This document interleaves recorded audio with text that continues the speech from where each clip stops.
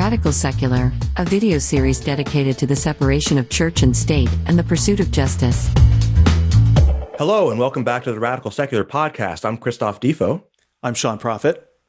Today, we're joined by friend of the show, Drew Scott, to discuss with us the batshittery we all witnessed on Capitol Hill last week. And Drew will stay with us for our discussion of unaccountable power through the lens of the Amazon show The Boys and the CBS show Star Trek Discovery, in particular the Mirror Universe. But before we get into any of that, I want to remind you to subscribe to this podcast wherever you get your podcasts. Be sure to give us a 5-star rating at Apple and write us a review. And tell your friends and family about the show. Word of mouth really does matter. Email us at theradicalsecular@gmail.com. Follow us on Instagram at @radical_secular. Follow us on Twitter at @radicalsecular. Please subscribe to our YouTube channel, podcasts at Apple, Google, Spotify, and Stitcher. Okay, now let's get into the t-shirts. Sean, you want to go first?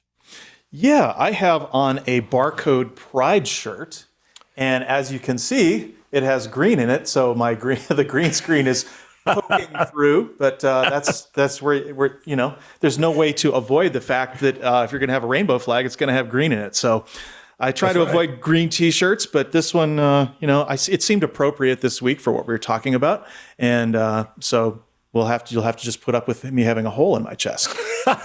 Yeah, I think it is really on point, especially because we'll be talking about Star Trek Discovery and the LGBTQ element of that. I think is super, super fucking important, and we'll be talking about that down the road with Drew. And today I am wearing my retread shirt, but I kind of figured, man, we just got done winning the Senate, even though it's a very slight win, but it's a win. And I was just feeling, especially with everything that's been going on this week, it's been so fucking crazy. I wanted to wear something that celebrates the victory that's been sort of cast to the wayside, it seems like, right?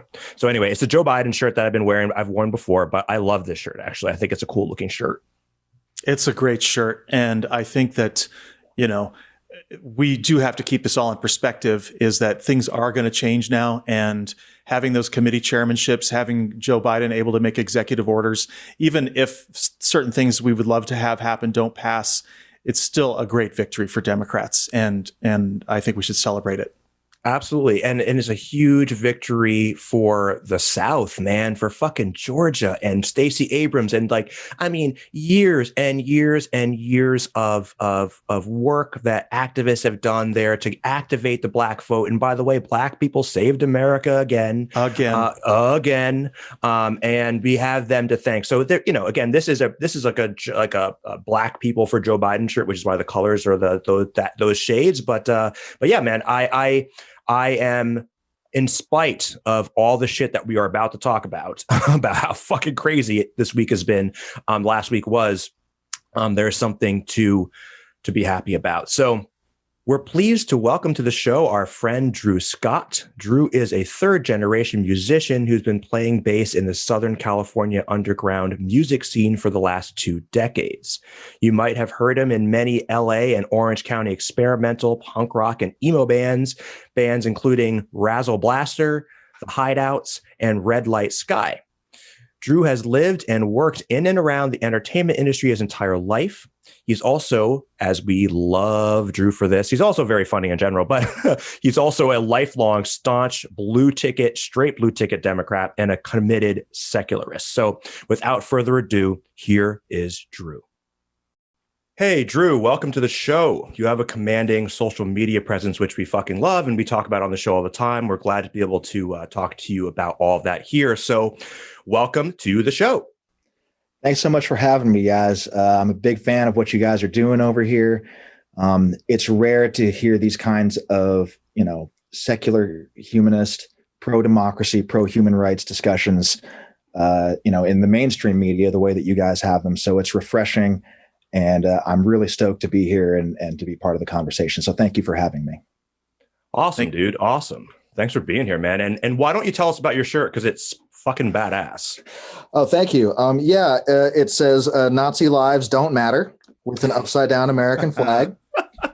So this is a design that I saw in the background of a Tom Morello concert. I was looking on some photos on Instagram, and he had that as one of the backdrops, this design. And I was like, that's fucking great.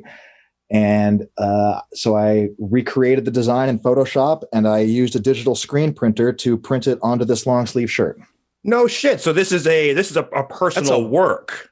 That's Correct. a one-off? Correct. It's a one-off.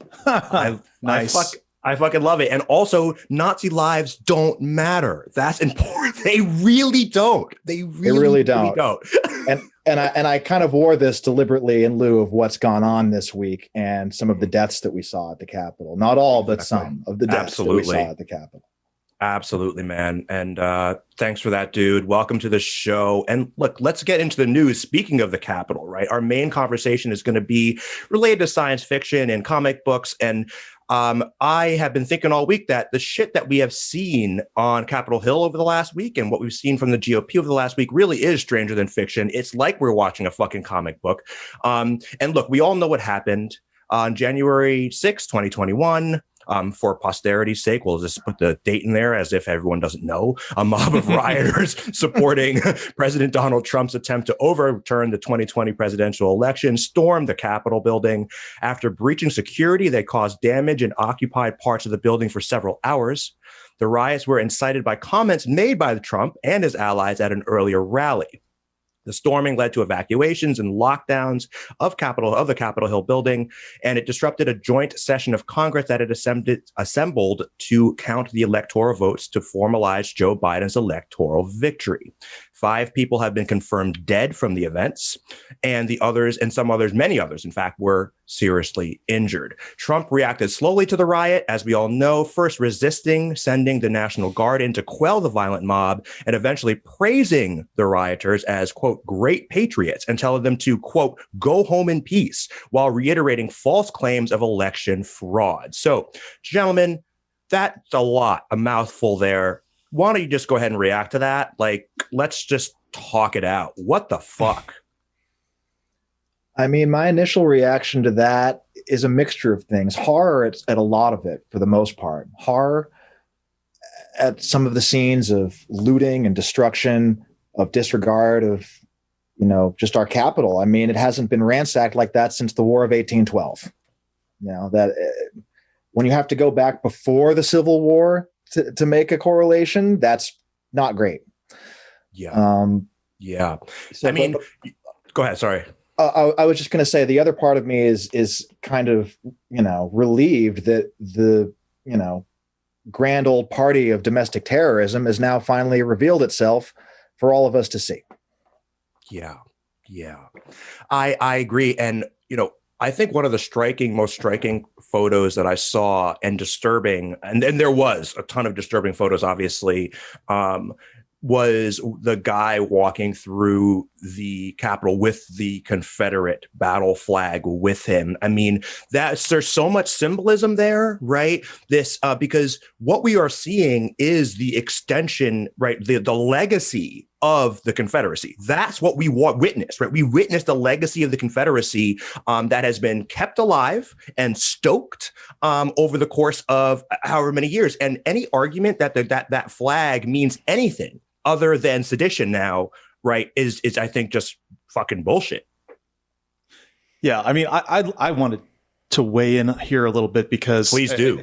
It's just this was stunning this week, and yet the reason it was stunning is because the United States has been exceptional in so many ways. I mean, a lot of what right wingers talk about as American exceptionalism is not what I'm talking about here. What I'm saying is that the United States of America during the period of the New Deal, and where we had a lot more bipartisanship and we all agreed on the basic tenets of a democratic Republican form of government, it was truly exceptional in world history, in the sense that 99% of world history has been under despotism, fascism of one form or another. And so the United States was formed to get away from a monarchy, and yet it was formed in a way that ensured that we would get to the exact place that we are right now. Mm-hmm. Because the Constitution, as a document, was without, if you take away the Bill of Rights, it is a corporate feudalist paradise. And the Bill of Rights helped change that a little bit. And then, but it took, 13th, 14th, 15th Amendment. Senators used to be appointed, not elected. Mm-hmm. There were so many ways. Women didn't have the right to vote. So it's taken all the way up until the 20th century to where the conditions were there for us to have a true democratic Republican form of government. And yet it didn't last. And so this situation here is something that's been brewing since probably, 1980 is a kind of a breaking point. And we'll talk about that a little later with Reagan. But this was the veneer being peeled back on what the true political condition of this country really is, which is minority rule. That's such a great point, Sean. What I was, and I thought that exact same thing. And we were talking, all three of us were talking a little bit about the show, is that any kind of veneer of civility regarding the Trump movement and regarding the GOP has been completely obliterated at this point, right? And we all know this. The three of us have been saying this kind of shit for how long, right? We've been saying exactly what the GOP is, and not just us, many other people too, exactly what the GOP is for many years. And Trumpism.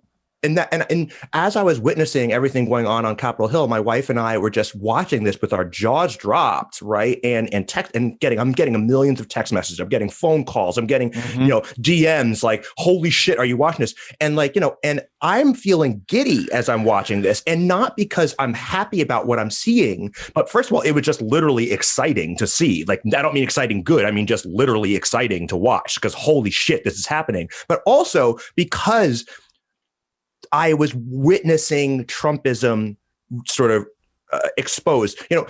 Early, remember in the inauguration speech when he said "American carnage" or whatever? Yes. And the irony is that here we are watching, like, and we hear this from the right all the time. It's like they accuse the left of doing exactly what they are doing. So the American carnage that he is claiming now is actually here in front of us. Astonishing. He brought the carnage. Yep. He brought the carnage. And I knew when he said that, I heard that line the day he was inaugurated. And I believe I was driving to work and I had this speech on my cell phone because it was just so surreal. And I heard American carnage and I immediately said, "You are the carnage." Yeah. And I mean, if anyone thinks we're overstating it, even after all the carnage, those Republicans went back and they still, with a handful of exceptions, still voted up for those objections that caused this whole thing that were all based on a lie that we all know is a lie, that multiple courts have said is a lie. It's crazy. Yeah. Yeah, it really was an astonishing display. And people like Ted Cruz, it just goes to show how disingenuous these people really are, right? It has nothing to do, right? Ted Cruz is there. These folks are vying for control over the MAGA segment of the party, right? And and the idea, and they're perfectly willing to throw democracy under the bus. I mean, they're fascists. I mean, let's call them what they are, right? I mean, listen, Josh Hawley was out there giving the fist salute to the rioters, okay, the day of the takeover. Like, I don't know if he came out of the bunker just to do that and then went back into the bunker, but that shot of him was absolutely insane. And, the thing is, he's fucking worse than Jared Kushner in terms of a wussy wannabe Nazi kind of whatever. Fucking weasel. Yeah, exactly. The fucking weasel. He and Kushner. I mean, like the privileged, and they're all like highly educated. These guys, have degrees and they know exactly what's going on. And this is some form of weird ass play acting on their part. And you know what really sickens me also is, so much of it sickens me, but you saw the footage of Don Jr. and all of them in the tent. Like, they're sitting here goading this stuff on. And then the reporting is that Trump was having fun watching this unfold on television, such that when it was suggested that he go and say something, he only said something after Biden did, because he felt like his aide felt like he absolutely had to, but he didn't want this to end. It was a coup attempt. It was a literal coup attempt. He wanted them to succeed. He wanted them to succeed. It was just a means to an end for him. That's absolutely right. That's absolutely right. And you know, Sean, this is important too, because Sean, you wrote a really just sort of outstanding piece on the Capitol riot and the conditions that precipitated it. Everyone should go go read it. We'll put the link in the show notes. I'm going to read an excerpt now to give everyone a flavor of it, and so that we can also discuss this, because I think it's really important. It's really easy for us to look at what's going on now, and a lot of people to look at what's happened over the last week and say, "Oh, Trumpism, what a terrible thing," as if there isn't a larger story here. And so let me just read this. The chief lie that persists within the Republican Party is that their policy can somehow be separated from the seditious, violent actions of insurrectionists. Republican complicity in the Trump era is a combination of extreme cynicism in pursuit of power, dissembling, and outright denial of the true Republican agenda, which has been an unbroken 40-year crusade to delegitimize government, to delegitimize democracy. And make no mistake, repeatedly asserting election fraud without clear and uncontrovertible proof is the essence of delegitimizing democracy. The true insurrection against our laws and duly elected government began long before this administration and long before today's deplorable events. It began, in fact, with Ronald Reagan's cry in the 1980 election to, quote, "get the government off the backs of the great American people," end quote. Sean, why don't you start our conversation on this? Well, this goes back to how we always rip on libertarians, because libertarians are the exact opposite of what they purport to be. They are authoritarians, actually, because what they're upset about, okay, they're not upset about government in general. They're upset about multicultural democratic government. Okay, so libertarians want freedom for themselves and people they consider to be part of their culture. They're not concerned about freedom for other people. And they want the ability to do anything and everything in service of keeping their power, okay, while also declaring themselves to be exempt from the social contract, which is that with power comes accountability. And so this has really been the entire, you know, it's so funny because when you look at the Republican Party under Eisenhower, okay, they would agree with AOC. They were that far to the left. And their whole deal was, you know, there was even something along the lines of if anybody was to contest, you know, the rights of labor to organize, you know, that, or if anybody was to cut the budgets or you know, in any way defund schools or infrastructure, those people would never be elected again in the United States of America. That was the position of the Republican Party in the 1950s. Okay. And somehow they came in a period of just a few years, and it's because they got taken over by big money. Not that they weren't. I mean, there were plenty of robber barons 100 years ago, and Roosevelt had to take them down.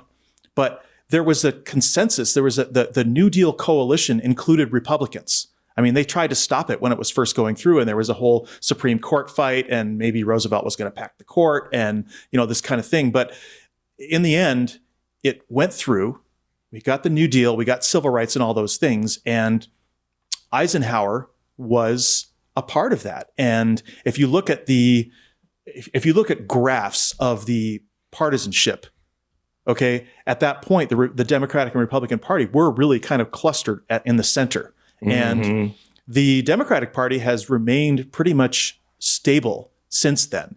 And the Republican Party has just veered off to the right. And when we say right, we don't just mean like low taxes and budget cuts. We mean actually where the main part of their agenda is preventing people from voting. You're absolutely right. And so because they've realized with these demographic changes that we're going through that they would not continue to win elections if everyone votes. And so that's what this whole election fraud thing is about. They thought they had it in the bag.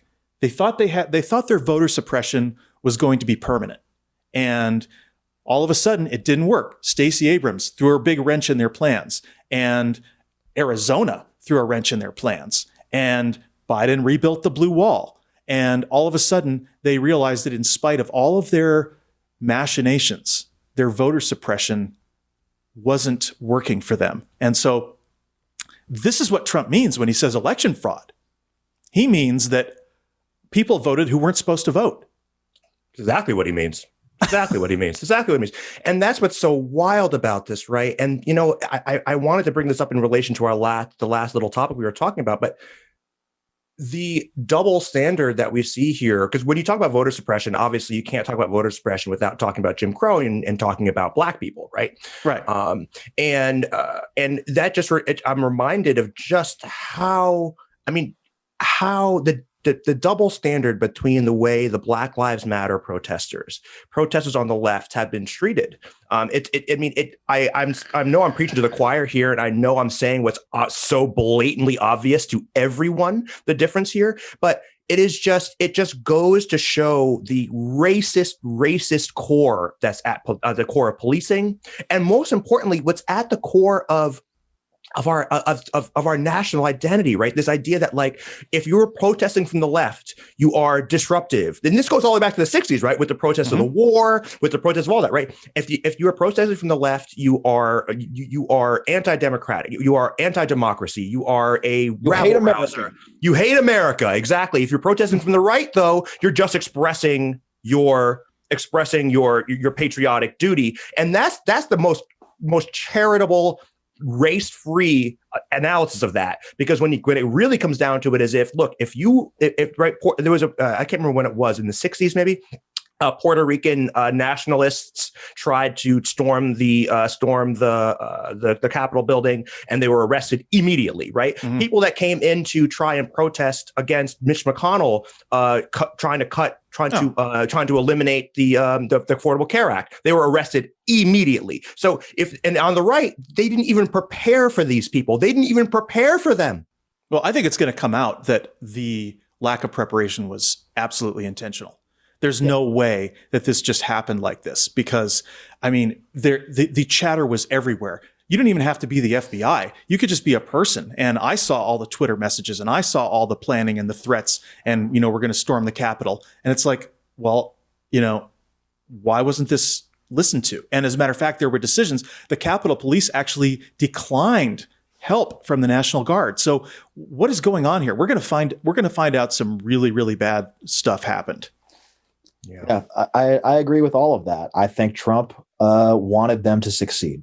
That's what I believe. And speaking to the quote in the article about Reagan, I agree with that completely. I would trace it back even further to the signing of the Civil Rights Act, when all the racist Southern Dixiecrats fled the party and joined up with the Republicans and been there ever since. It's just in the case of Reagan, I think he did a much better job of selling, we'll call it pre-Trumpism, to the American people than Trump did, because he was an actor. You know, there are moments, if you look back in the Reagan administration, there are moments that if you didn't know better, you think he sounds downright magnanimous. You know, you think of I don't know, the Challenger blowing up. It was an obvious, you know, administrative failure on a myriad of levels. But, you know, the speech he gave after that, you know, it's like, yeah, he's an actor. He can sell it, you know, and you go back and listen to the racist as hell Reagan tapes that have come out recently, where he says that Black people are confused wearing shoes and things like that. And his attacks on, I mean, when his administration completely stonewalled HIV, just like the Trump administration stonewalled COVID. I mean, 700,000 Americans have died of HIV since then. And a lot of that happened because they didn't give the resources necessary to, you know, develop treatments and therapies early on there. But what I wanted to say about Reagan is that he had a split personality, because even though he was definitely supporting white supremacy and a lot of other very bad things, and also delegitimizing government, he also truly loved America. Mm-hmm. in a lot of ways. And it came through. I don't think he was acting in all of those speeches. And I think that when he went up against Gorbachev and all of those sorts of things, he was sincere and that he thought he was doing the right thing. And that is not even in the equation with Trump. I mean, Trump is just a bastard from the get-go. He doesn't give a crap about this country. And, so there's a big difference there, but it's still the same ultimate goal. Yeah. I wonder too, piggybacking on what you are both saying, in terms of acting though, right? What I find to be interesting is that over the last several cycles where we have seen Republicans in power, they almost like they get a figurehead that is not particularly smart, but really can connect with voters. So like what you have, for example, let's go to Reagan, definitely can, like you're saying, Drew, able to connect with voters and connect with America and tell a narrative that's very, very effective and compelling, right? And it worked. And then in the back be just sort of like giving out free money to corporations, right? And delegitimizing government, et cetera. And then you had George W. Bush show up. And let's set aside Herbert Walker, but let George W. Bush in particular, another guy, not very bright, but really able to connect with people. And in a lot of ways, an actor, right? Like, I don't really think that he was behind the scenes making any real policy decisions, right? He was just the guy you put out front to talk. And they thought they could get away with it with Trump too, right? Here's another guy who is, he connects with the voters, right? Their voters have gotten increasingly more batshit. And also he was a president for the moment in a way, right? Where people were like super anti-government and, oh my God, we want to break through the gridlock in Washington and everything else.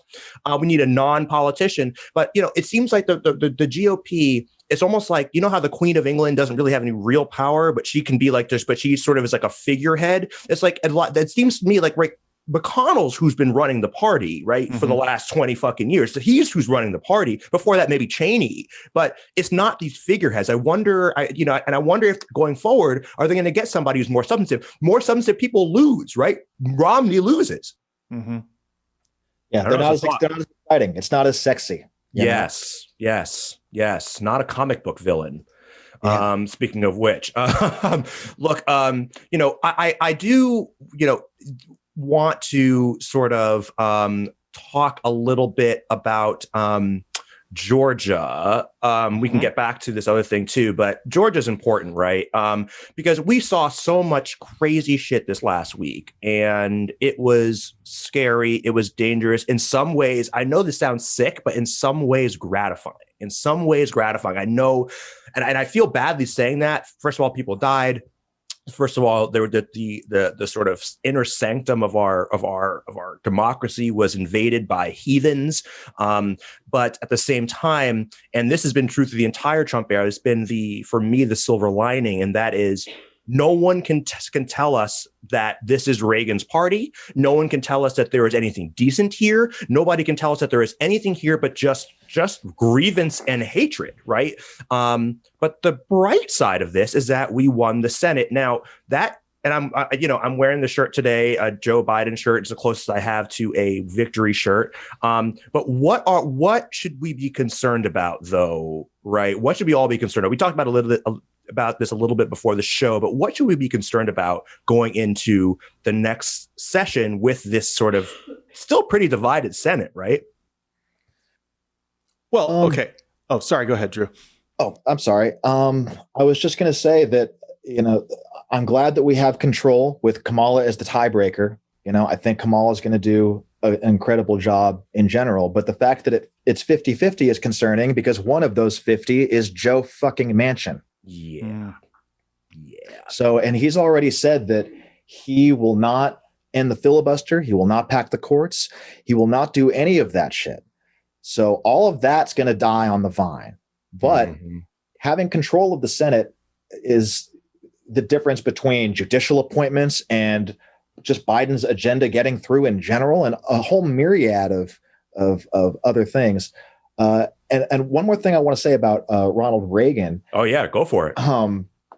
Is that even for all the similarities that he has with Donald Trump, there are just enough differences that I don't think that if he were alive and like a fresh new candidate running today on the Reagan platform, I don't think he would make it past the first Super Tuesday. He was in favor of amnesty. And yet they treat him as if he's the second coming. It is the most bizarre thing ever. But all that said, I'm very happy about the outcome in Georgia. It's fantastic. Not only did Reagan, sign that immigration bill that gave all that amnesty, right? He was decent in a lot of other ways. He was responsible, even though he had this huge military buildup and the Star Wars program and all that kind of thing.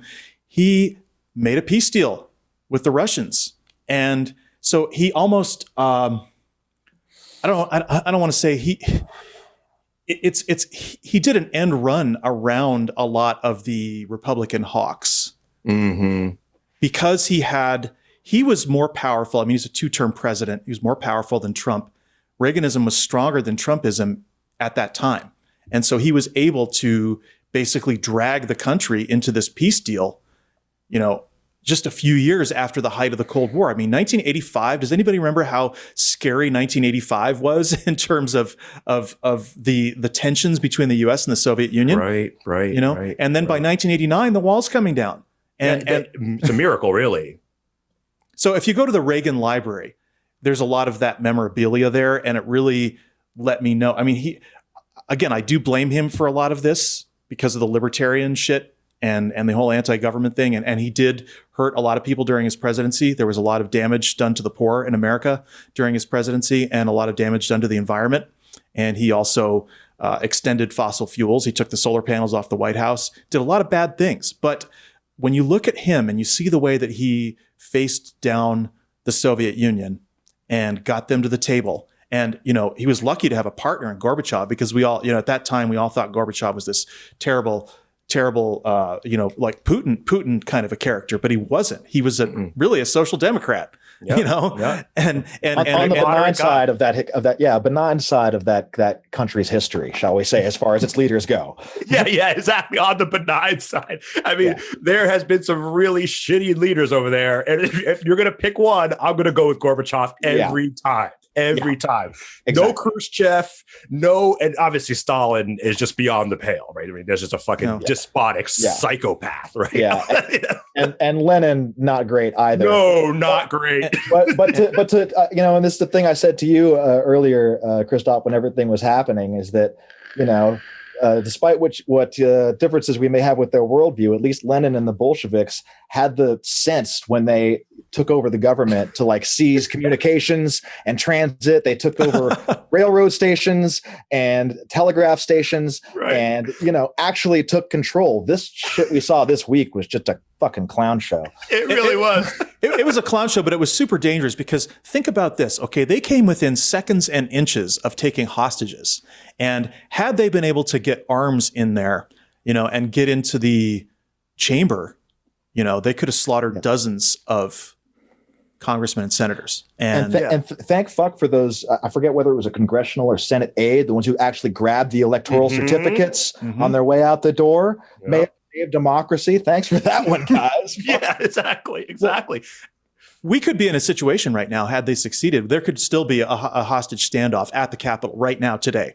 That's where we could be if that had succeeded. And if they had burned the electoral votes, they would have had to get copies from the Library of Congress or whatever, and it would have derailed the whole thing for days. And meantime, Trump would have been raising a huge ruckus about it and just pouring gasoline on the fire, and it could have turned into a much worse crisis than it did. So some people, some heroes saved our democracy in that Capitol. Yeah, it's really, really true. And how happy are you to see, the deplatforming of President Trump? I mean, that was the most satisfying thing. I mean, way too little, way too late, but wow, it's about the sound of silence. Exactly. Exactly. I just wrote a Facebook post about this last night because it's this whole thing. We have all been gaslit so badly about this idea of cancel culture and this idea of deplatforming and this idea, that we have to let everybody speak no matter what they're saying. And we've seen now. This is what is really good about this, and why maybe you were a little giddy, Christophe, because all of these guys have been threatening violence and civil war for months and years, okay? And all of their guns and their protests and the guys who wanted to take hostages in Michigan, they are now being seen for who and what they are. And we're starting to make the connection. People beyond the radical secular are starting to understand that you just can't let anybody say anything they want anymore. Right. That there is something called subversion of democracy that is occurring and has been occurring. And that we have to figure out a way, you know, in consonance with the First Amendment, we have to figure out a way to define some crimes here that have to do with inciting violence that's already considered to not be protected by the First Amendment. And I think subversion of democracy should be in the same category. And I think it will be. I think that there's a movement building. The very fact that the social media companies have now just across the board just said, we're done with enough. You know, enough. And I think this has to build. And when it does build, we're going to hear just shrieking, just caterwauling and just cry screaming from these people that their free speech is being taken away. It's like, but no, you are destabilizing democracy. When you know, there was this famous quote, I believe it was Stalin, said it's not the votes, it's who counts the votes. Well, yes, yeah.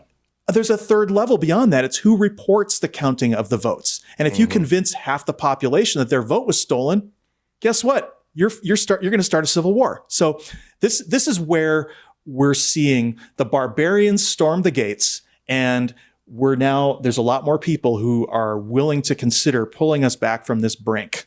And I think that's going to be key going forward. We're going to have to get control of the information. This is an information war.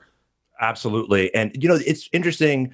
And I think important here is, as you're saying, Sean, we're looking sort of at the bright spots here, right? Like, it's a shitty day for democracy. It's a shitty day for the United States, an embarrassing day. We were being made fun of across the globe. The world. When I'm on Instagram and I see people, they're like, oh, I wonder, is this the final season of America? Like, that's the kind of stuff that people are saying in the UK and in Australia. And it's embarrassing. It's fucking embarrassing. Because I'm like, what do I even say to that? Because the answer to that question is kinda.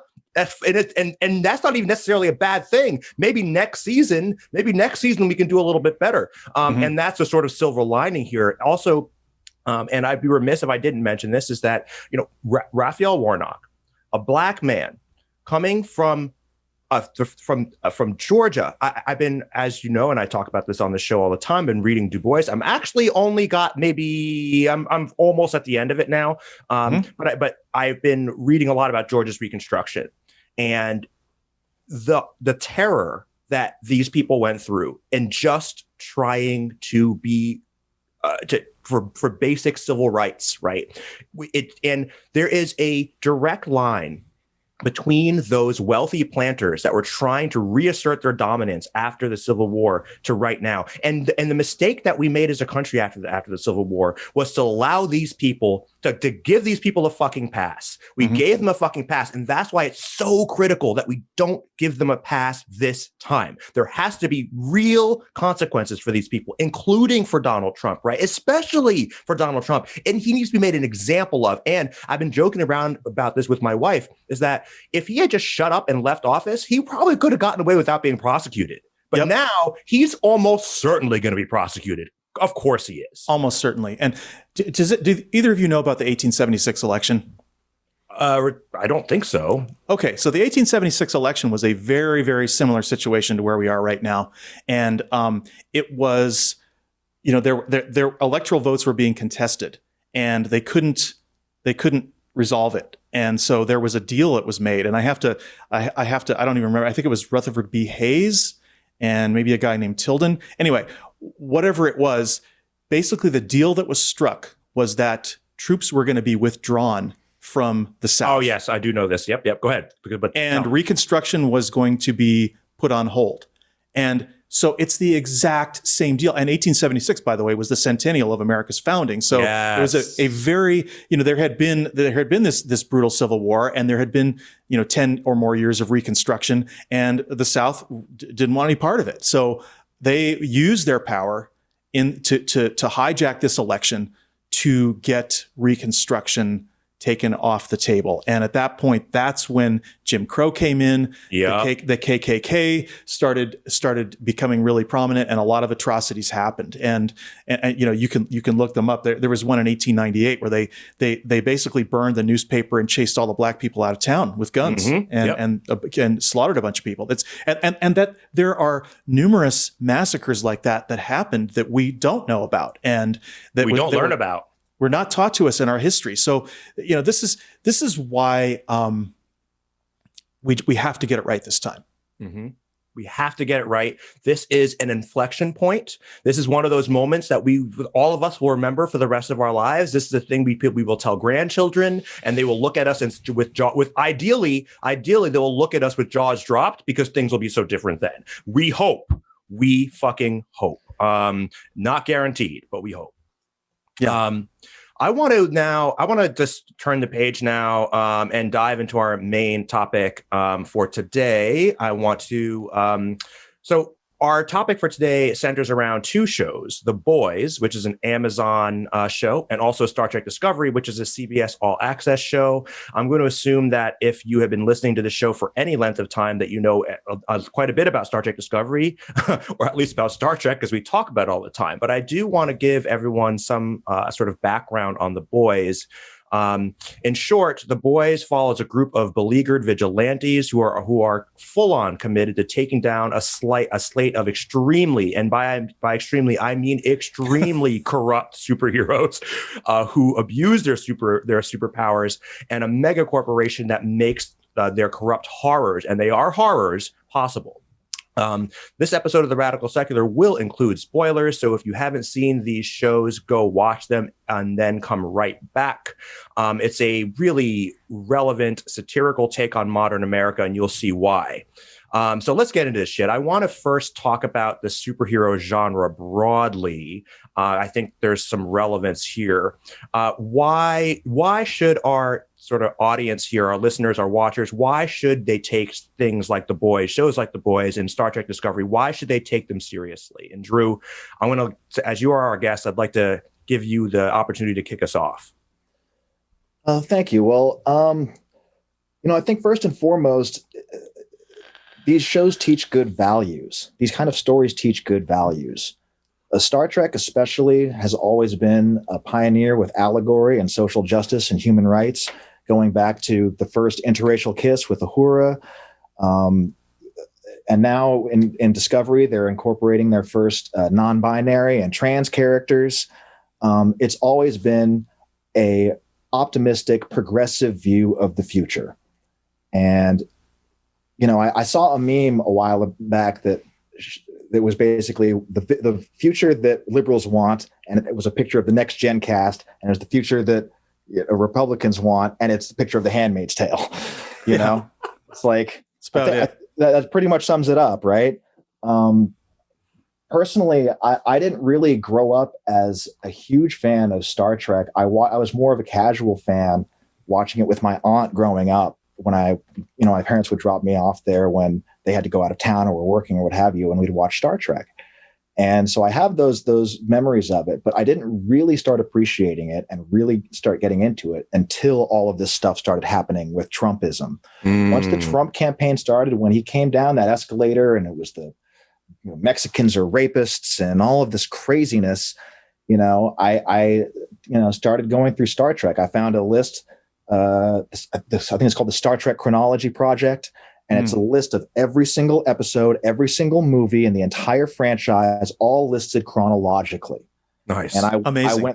I went through that entire list, and it took me a little over a year because it's like 800 plus hours. It's a fuck ton of content. And, I was jumping back and forth between cable news and Star Trek, basically, so it's like I'd watch the news to see, what was going on. And when I couldn't take that anymore, I'd put on some Trek. And that just, to me, affirmed this idea that there would be a future where things like racism and poverty and disease are wiped out by human innovations and, cast aside in favor of, exploration and self-discovery and things like that.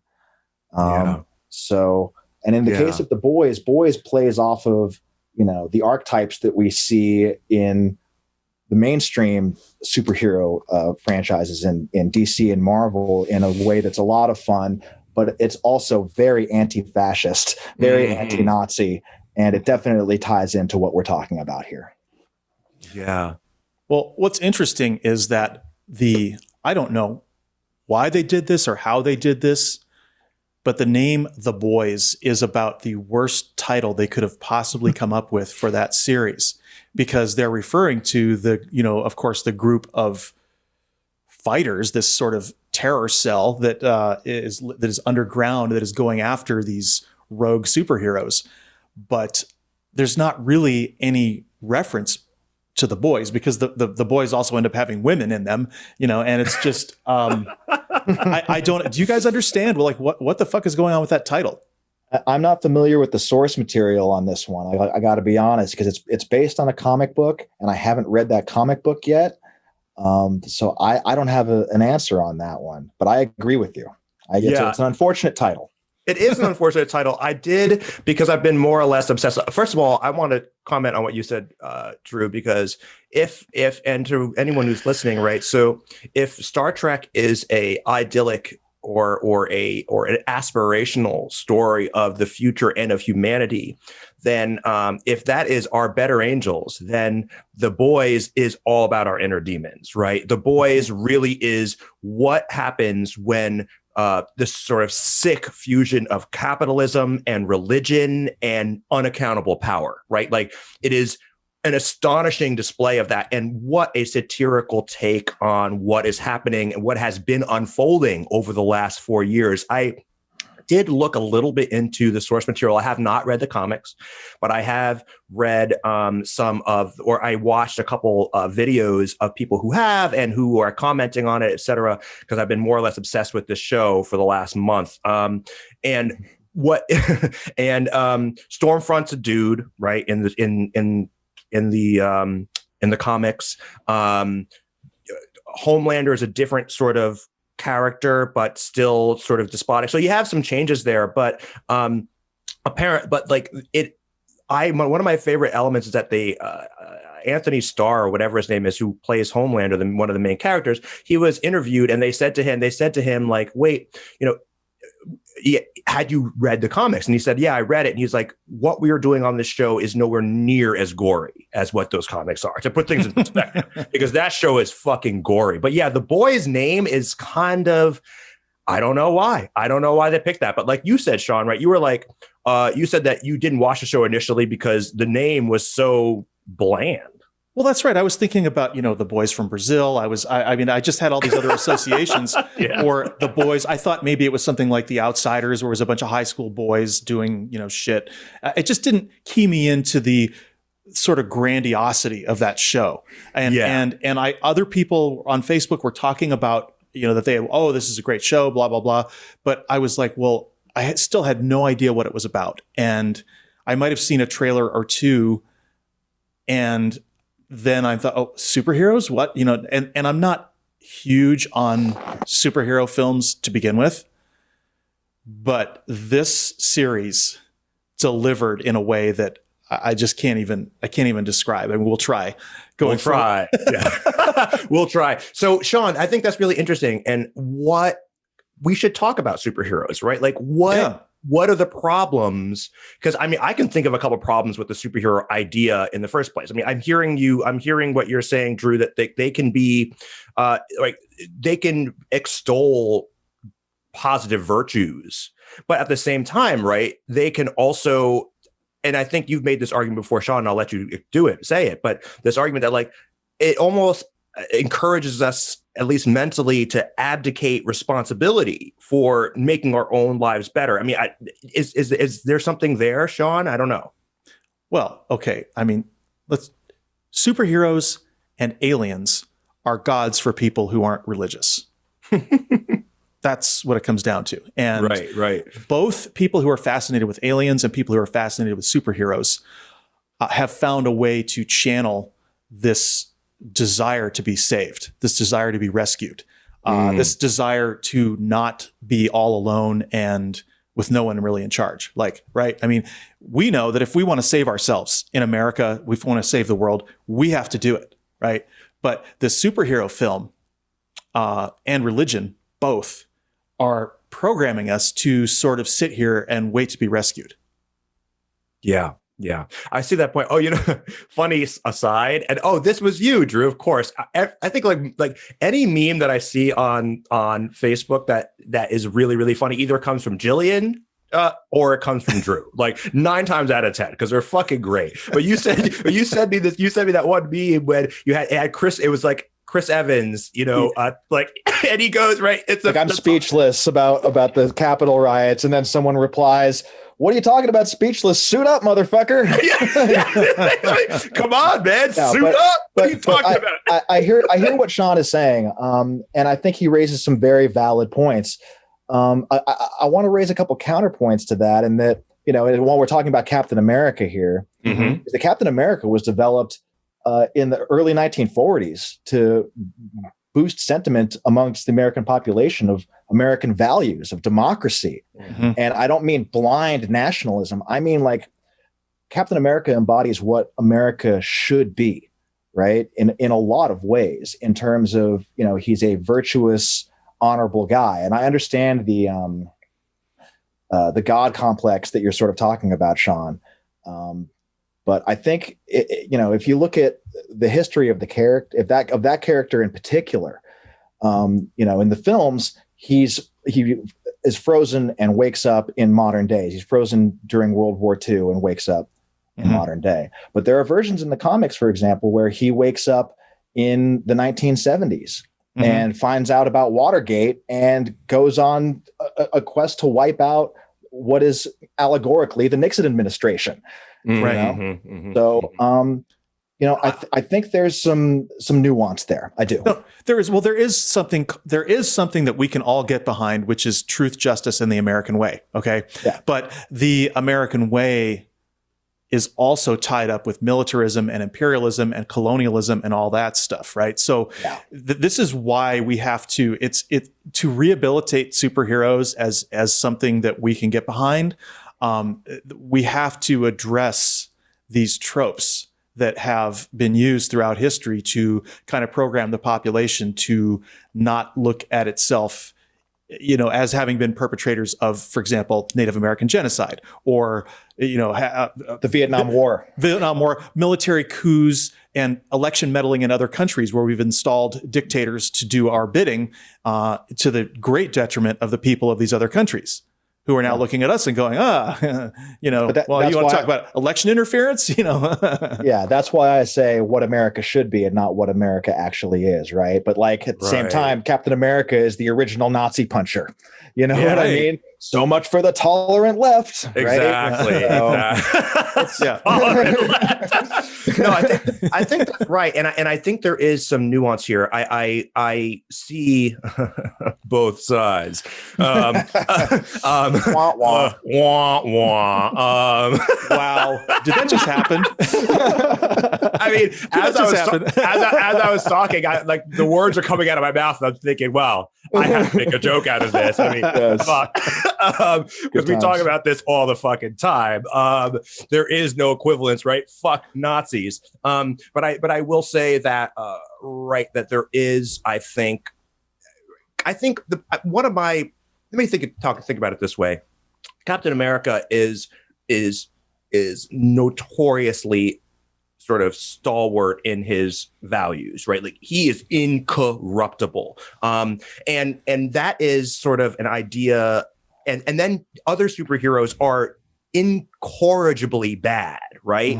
And so I think there's two things happening here. On one side, it's like, yeah, it's good to sort of explore those elements of the human condition, right? Like everyone, like the idea that, hey, look, I have this streak in me, I have that streak in me, right? And that but at the same time, it can oversimplify these things, right? And say like, hey, I am because it like this sort of God versus devil sort of idea, right? As if we talk about this a lot on the show, Sean, this idea that the people don't want to look at the fact that, yeah, I mean, I am 50%, more than 50% mean, selfish animal, right? And that is more, and right, the only thing that keeps that under check is the bigger is a part of my brain that's on top of the lizard brain, right? But my point is that I think that there is and I hate to split the baby, but like there is room there for allegory about human ideas. I mean, think of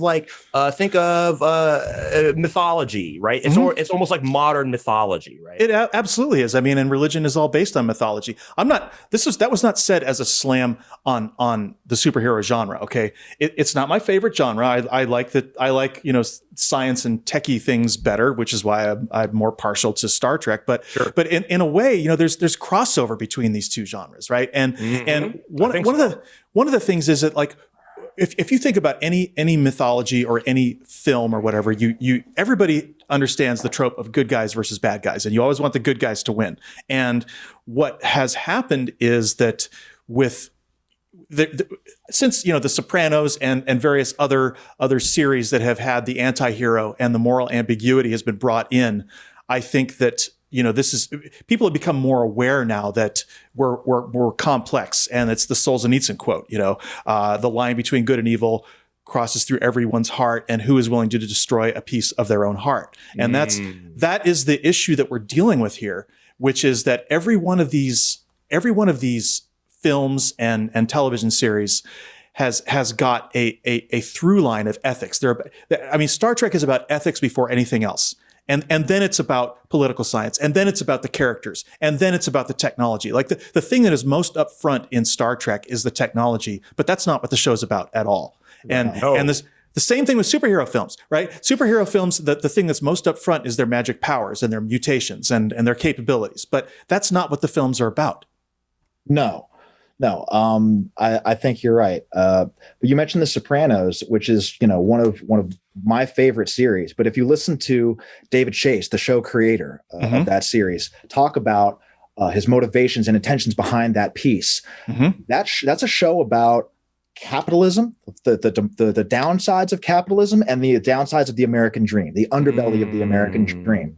That's what that show is about. I mean, yes, it's about a mob family and all that, but that's what it's really about. Right. But there's a whole section of the fan base of this show. If you go into groups on social media about this, there are people who watch it because they embrace the character's racism, right. and the horrible sexist and terrible things they do. And they think it's badass when really they're trying to give you a window into this world because it's reprehensible. But sure. it's and we'll get into this when we talk about Homelander and some of these fascist portrayals. But one thing I wanted to bring up with you guys was the character of the Punisher, which has been completely misappropriated. Oh my God. I mean, astonishingly. Yeah. I trace it back largely to the use of the symbol in American Sniper and the whole Chris Kyle thing. I think that's what it traces back to, really. But the creator of the character, Jerry Conway, has expressed, I'm comfortable saying, outright disgust, rage at the misappropriation of his character and the symbol. And I have this quote that I wanted to share with you guys that I think is relevant to this discussion. This is from Jerry Conway, the creator of The Punisher. The Punisher is supposed to indict the collapse of social moral authority and the reality that some people can't depend on institutions like the police or the military to act in a just and capable way. The vigilante anti-hero is fundamentally a critique of the justice system and an example of social failure. So when cops put Punisher skulls on their cars or members of the military wear Punisher skull patches, they're basically siding with the enemy of the system. They are embracing an outlaw mentality, whether you think the Punisher is justified or not, whether you admire his code of ethics. He is an outlaw. He is a criminal. Police should not be embracing a criminal as their symbol. It goes without saying, in a way, it's as offensive as putting a Confederate flag on a government building. End quote. Wow. That is perfect. That is perfect. That is absolutely perfect. And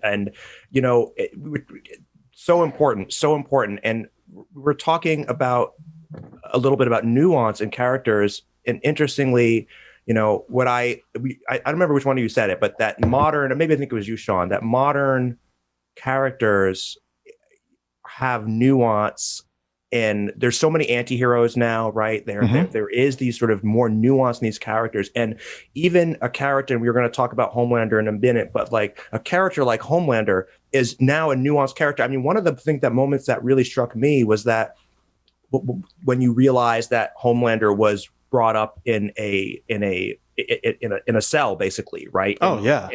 And all of a sudden it's like, whoa, I was thinking of him as this just complete psychopath, which he is, a despicable psychopath, but also that these things don't happen in a vacuum. Right. People don't show up and just be Homelander. Right. There is a whole process that happens to people, a backstory, and there's nuance. And even in some of the most despicable of these characters, you do see these nuance. They're not flat characters. Well, here's an example. OK, so there's a woman right now who's on death row, and Trump is trying desperately to kill her before he gets out of office. Well, we can talk about that. So fucking disgusting what they're doing right now with that. It's disgusting. But OK, just real briefly, because it's a fairly lengthy story. But this woman was raped and abused repeatedly as a child by her parents.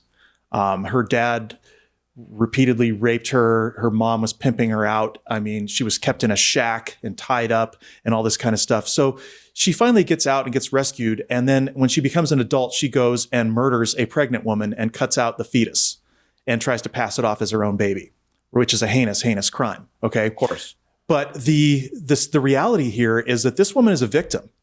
Yeah. And she's a horrible victim. And now she's going to be a victim of the state. Right. And so it's like, this just all comes full circle to this idea that we are animals. And if you abuse an animal to within an inch of its life, it's going to become damaged. It's going to become incapable of living in society. And so, this is something that we can talk about in terms of the Homelander character, because Homelander has almost an equal. His mind was raped. His childhood was stolen. All of these things happened to him. And so when we see the sociopathy, well, it's only because he has all that power. It's only because he is capable, of doing that. So anyway, I just thought that was an interesting parallel.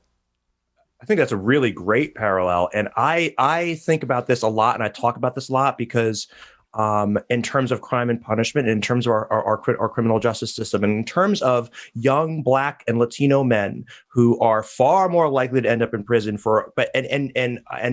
first of all, because of over policing and everything else, but also because when you grow up in a culture where like X, Y, and Z behavior is how everyone does things, right? Then you will also do that. This idea that you should be so virtuous as to not do exactly what everyone around you, including your parents, including your peers, especially your peers, are doing is complete nonsense. And also this goes back to the Punisher idea, right?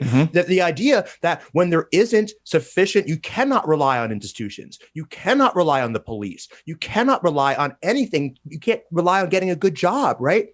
You cannot rely on these things. So what do? Self-help, right? Self-help is what you do. And then when you do that, you end up in jail and you end up in prison. And so the point is that the person, that guy who shot another gangbanger, right, and murdered somebody in cold blood, right, and maybe an errant bullet hit a child, right? These things happen a lot, right, and injured a child, but now, or you can even go crazier and talk about a more obvious example is child soldiers, right? Like these people do, just awful things, but you can't talk about what they're doing without talking about what got them there, or else what are we even fucking talking about? Well, okay, so let's look at the phenomenon of gangs, street gangs. They are as close to human tribes as you can possibly get in modern society. Modern society has failed these people. And so whether it's Latino gangs or African-American gangs in Los Angeles or, now throughout the country, these are groups of people who have looked at the system and seen the corporate power and seen the injustice and said, we're going to make our own way and fuck it. And if we die, we die.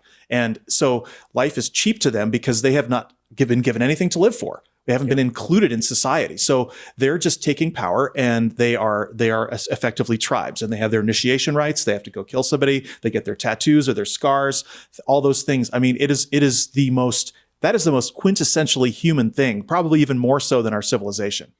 Absolutely. That's a great fucking point, man. Because this is what happens when there is, we started at the top of the show. We talked about how precious civilization is, how rare democracy is, right? In human history, it is extraordinarily rare. A far more a far more consistent outcome is essentially what we see in urban gang infested neighborhoods. Like that is a far more with essentially a tribe, various tribes, and a top down hierarchy, right? Those aren't fucking democracies, I'll tell you that, right? And there are rituals and there are all these things that is so much more human in some way than democracy is, right?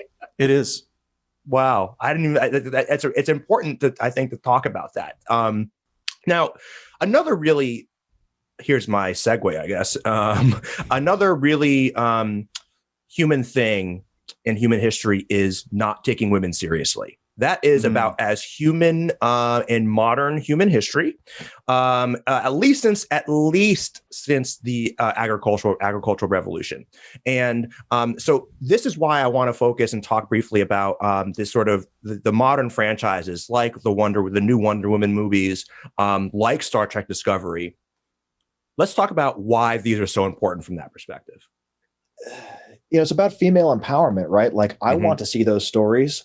I liked I'm forgetting on the one of the characters' names, but there's a scene towards the end of The Boys where the three most powerful female characters, Starlight, Stormfront, are all fighting, and the male characters, they don't have any powers. They've just got guns that are kind of useless in the situation, and they are kind of furthering the story of the more powerful female characters. That's a dynamic you don't see in a lot of storytelling.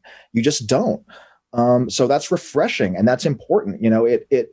It's said a lot, but it bears repeating that, representation matters. It absolutely does. And you know what? I hadn't even put that all together until you just said that or perhaps remembered. But I'd like to point out too, they switched like I just said, they switched the Stormfront character from a male to a female. And they did that on a couple other characters in the show. And I believe the Edgar, not the Edgar character, but the woman, what's her name? With the milking, I believe that she's traditionally a male character in the original, in the show, like the Homelander's girlfriend, basically. But my point is that like there was definitely some real sort of female empowerment there. We're going to talk about toxic fandom a little bit later, and this is one of the biggest pushbacks you get. Right? Is like, oh my God, powerful female characters. They are, and look, are you not happy enough that they're wearing like tight clothes and short skirts? Like that's not enough for you, but they also have to be damsels in distress. Yeah, they're beautiful women. Like beautiful women. Sonequa Martin Green is gorgeous. Like Gal Gadot is gorgeous. Like, come on. Like they're kicking ass. Enjoy it, man. Enjoy it. Why is it such a threat to you? Exactly. Like, what the fuck? Exactly. Again, this really goes back to power because what's going on is that women have, they essentially genetically their role as giving birth as the repository of the ovum, they have the evolutionary power. They are selective in terms of who they mate with. They decide whose genes get to continue into the next generation. And their fertility is therefore everything. It's sought after by everyone. Like if you look at why the world runs, okay, it's obviously there's money and power and everything else like that, but what is the most precious thing? That is female fertility. And so what does a rich, powerful person want? Women, right? Yep. Young women. And that's, that's where you get into the whole pedophilia thing because they start wanting younger and younger. And but there is definitely something there where you get these guys who are a little lower on the pecking order and they realize that they're not going to get the girl because there's somebody who's more powerful, who's smarter, who's, better looking or whatever it is. And so these guys, they're very angry about this because what it really means to them is the end of their genetic line. Okay. So because women have the power to control who gets to propagate their genes into the future, men just resent that control and they want to therefore make an over effort to dominate it and to keep it under their control. So that's why you see all this religious patriarchy and everything else like that is about controlling that scarce fertility. and therefore controlling the behavior of women. Because guess what? If depending on how women behave, that sets the rules for the culture. Okay, so if women are submissive, then you have a culture where male domination succeeds. If women are not submissive, then they ultimately can take charge. Yeah, and that's why these movies are so important, right? I watched. Frankly, I didn't finish watching the second. I started it got halfway through, but didn't get to finish it. The second Wonder Woman film, which got a lot of flack for not being good, and it was, I think, a movie that was shot that was. And again, I didn't finish it, so I probably shouldn't be talking about it, frankly. But as I'm watching this movie, though, I'm thinking of myself: what if I am a 15-year-old girl?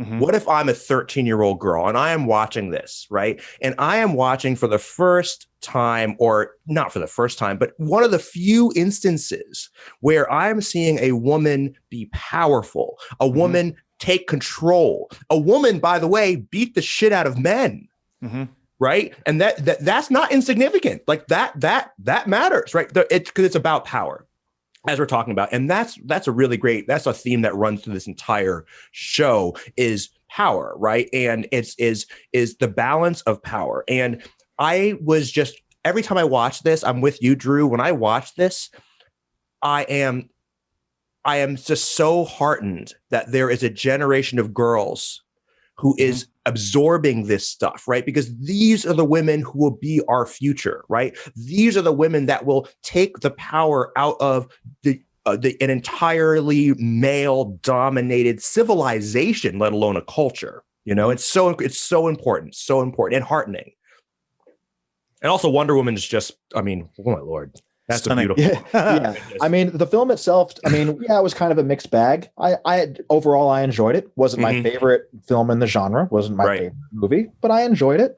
There was a lot that I liked and some stuff that I didn't like. And Sean, this is something that you and I have talked about, is that films are kind of take it or leave it. And we'll get into this when we talk about toxic fandom. But I took it for what it was and had a good time. Cool, on with my life. I'm not sending totally fucking messages to the producers and writers like, you motherfuckers ruined this. Oh my God, I hope you fucking die. Like, what the fuck? Move on, Exactly. Stuff I like. I thought Pedro Pascal was fantastic. His performance was alone is worth checking out the movie for, I thought. Yeah. The opening scene in the mall, there were a couple of really cool set pieces in there. Right. And I thought there was some interesting stuff going on thematically as well, even with the whole wish thing. And there's a sequence where they're showing everyone on Earth with the power to wish for whatever they want. And they're all wishing for all this completely contradictory shit and like missiles in their own countries and all this crazy stuff. And it just, it shows this, convergence of how not everyone's interests are aligned at this point in humanity, right? So I think there's a lot more going on than it seems on the surface. Definitely, and there's a lesson there about power in general, and it goes back to there's a film, and I don't remember the name of it. I saw it a long time ago. I probably saw it 30 years ago, and at that time it was probably 30 years old.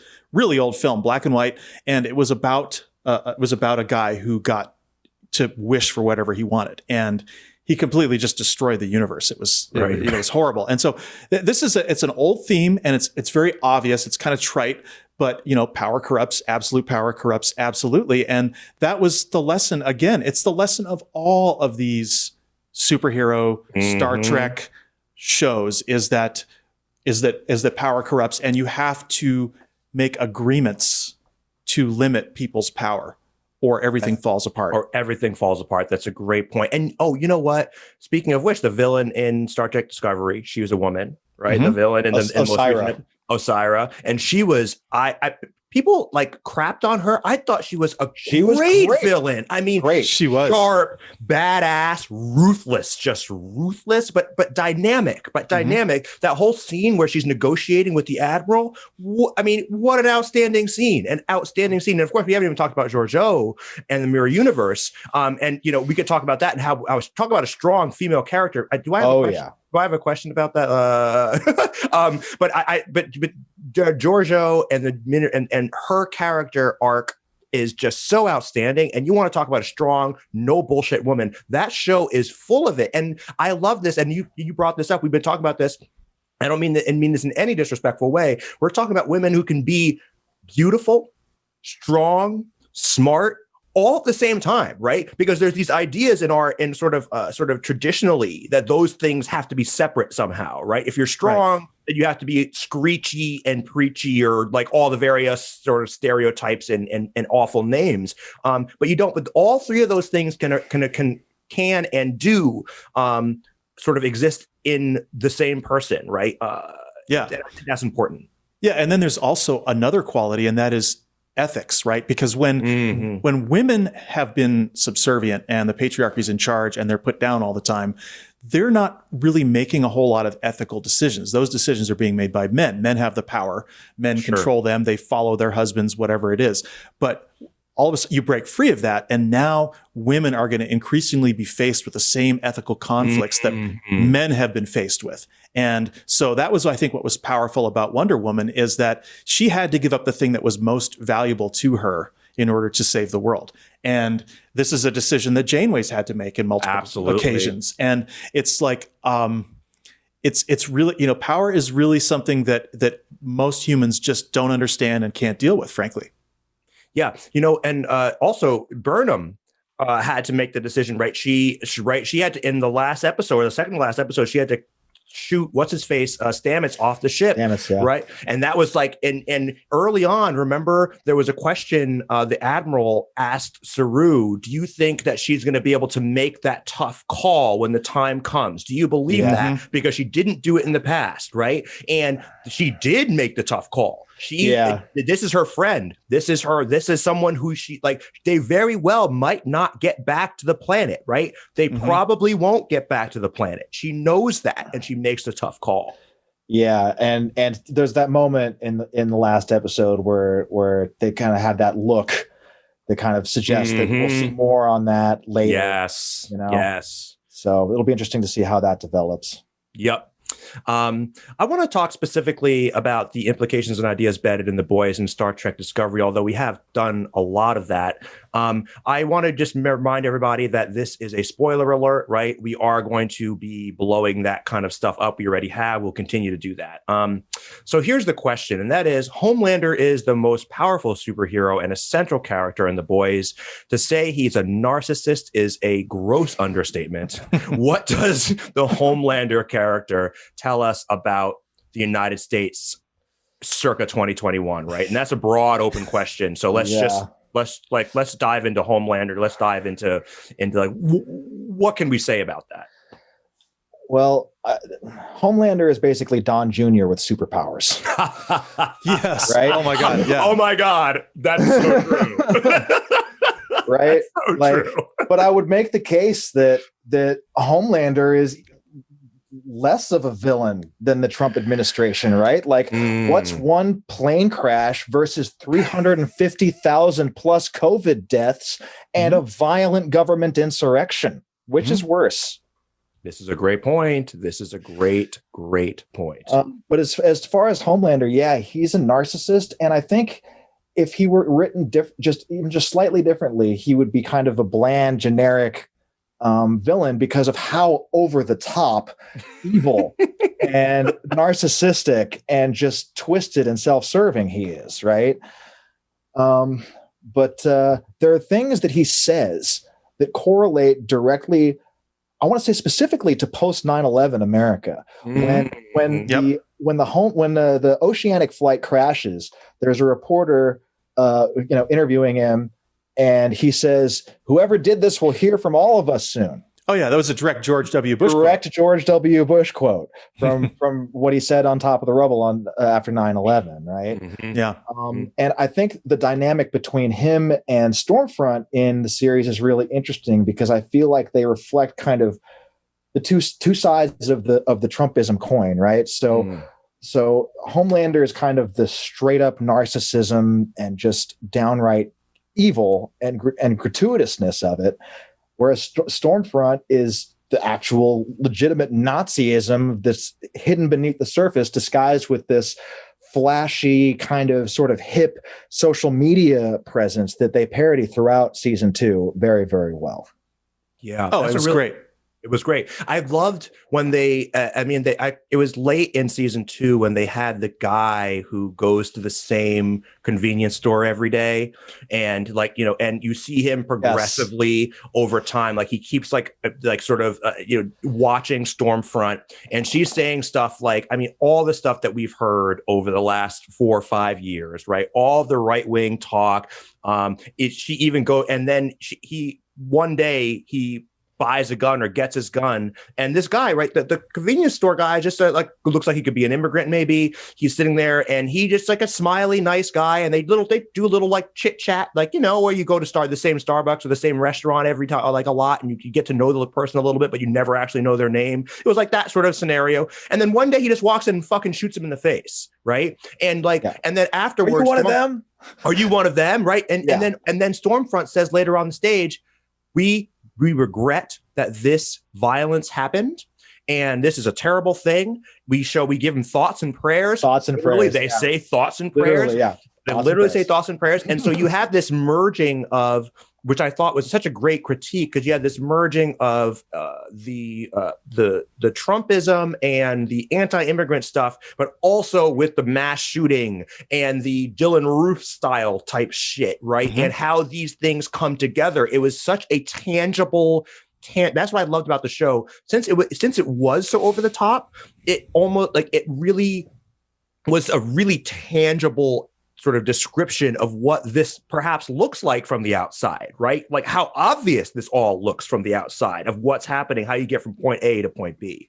Well, they really hit all the notes in terms of particularly like, okay, this entire problem of these sociopathic superheroes was created by this injection of this compound V that causes the mutation. Like, it's not just these people are just random accidents, they're creations. And so, and then that ties all the way back into the research that was being done with human experimentation in Nazi Germany. So it really ties Nazi Germany into modern America. And I think the compound V is a metaphor for the ideas of the ideas of eugenics, the ideas of all, because remember, it affects the genetics of everything, right? So Nazi ideas have suddenly been injected by large corporations, which Vought is a stand-in for, for News Corp, right? For Rupert Murdoch. I mean, that it couldn't be more obvious that is because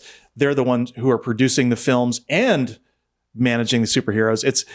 They're really kind of the perfect predatory corporation. So you have that on the one hand, and then you have the rank and file, like this guy in the convenience store, who are eating up this propaganda and who are using it to destabilize society from below. And they got into so many different aspects of this, from this, this lone wolf guy walking into a convenience store, right down to the religion and how the religious businesses play into this whole thing, and they get that angle going. And then they have, the angle where all of these, the religious leaders are the most corrupt. They're not just kind of corrupt. They're the most corrupt of the people. And it worked on so many levels. I because it was 16 episodes and there was so much that happened in there, I'm kind of jumping around, but this is it really, in terms of metaphor, just nailed it. It nailed modern America on so many levels. Yeah, I mean, I have a quote here from the showrunner that I thought would speak to all of these points here. Excuse me. It's about the intersection of celebrity and politics, which is a big issue we're dealing with today. It's about how people in power, corporations, politicians, and celebrities use social media to manipulate the common person into acting against their own self-interests. It's about professional athletes and contracts. It's about privatized policing, international relations, media consumption, how autocrats are sneaking their way into the American society and using entertainment to do it. And it's about superheroes. So we couldn't believe how relevant it all was. Absolutely. Boom. Absolutely. Boom. Yeah. And you know what I really love too, and this is more of a season 1 idea. You touched on it just now, Sean, and that is the religion element. Like there was a outright full-on critique of right-wing religion, right? The pray the gay away thing. But meanwhile, the guy who is saying this is gay, right? And there was the mother of Starlight, right? And her mother is selling this bullshit to her, right? The Believe Expo. Expo. That entire scene, man, was just, it was like, I mean, and again, it's a parody almost, right? Like it's it was so fucking brilliant. So brilliant. And then, and then Homelander goes flying out above the crowd with his arms out like Jesus Christ. I mean, it was, and these teens are just swooning. And how about in the tent, she does the teen roundup, right? And she's like the round table with the bunch of teens. And you can see her going through this moment where she's like, wait, she's like, they say, Starlight, have you ever had sex or whatever? And she's like, and then she looks over at the priest, and the priest is like, no, don't. Yeah. And then she lies, right? And all the girls, the young girls there that are there, they're all like, okay. And it just goes to show the hypocrisy, the lies, and like we were talking about earlier, it's about control in the end. It's required. The hypocrisy was required. That when he nodded his head like that, he was just basically going, you can't level with them. Yep. Because it all falls apart. As soon as you level with them, as soon as you try to drop the pretense, it all falls apart. All falls apart. Yeah. And they pushed it even further in season 2 with the whole Church of the Collective story arc. Oh my God. It was like this weird Tony Robbins meets Nexium and Scientology thing where they all drink Fresca. It's like so bizarre. It was spot on Scientology. It wasn't even Tony Robbins because, it was literally ripped out of that documentary series on Scientology. Oh, absolutely. And there's that moment where, the leader of the collective is asking the Deep, like, oh, you know about Eagle the Archer? And Deep's like, oh yeah, he's a great guy. He was there for me at rock bottom. And then the guy goes, he's a toxic personality. We need to cut him off. We're done with him. And it's just like this connection. And then immediately he's like, yeah, what a piece of shit. Exactly. Like, right away. He 30 seconds ago, he was praising this guy. And it's just, again, cult mentality. We talk, a cult mentality that was another important theme. And the Fresca, and by the way, the whole Deep story arc is just, this guy, he cracks me up. For sure. His scenes make me laugh the hardest of anything in this show. It's just so by good. Far. The bit with the lobster when he's like trying to oh my God. I lost my shit. I lost my shit. I lost it. He's like talking about like the fish. He's like, man, the school of mackerels, man, like they're just so funny, these guys, as if they're like real. It's just too much. We watched that lobster scene like 3 times. It was so good. He's like, I end up feeling bad for the fish because I'm just like, or how about like the dolphin flying through the window and then it gets run over by an 18-wheeler and it's like, oh my God. So he's like in love with this dolphin. And anytime he tries his best to like do what you'd think he'd be able to do with his powers, which is save ocean wildlife, it's like a monumental, hilarious failure. Yeah.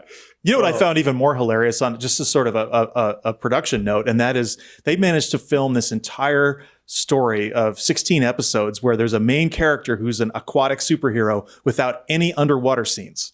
That's a great point. Yeah, they just never see it.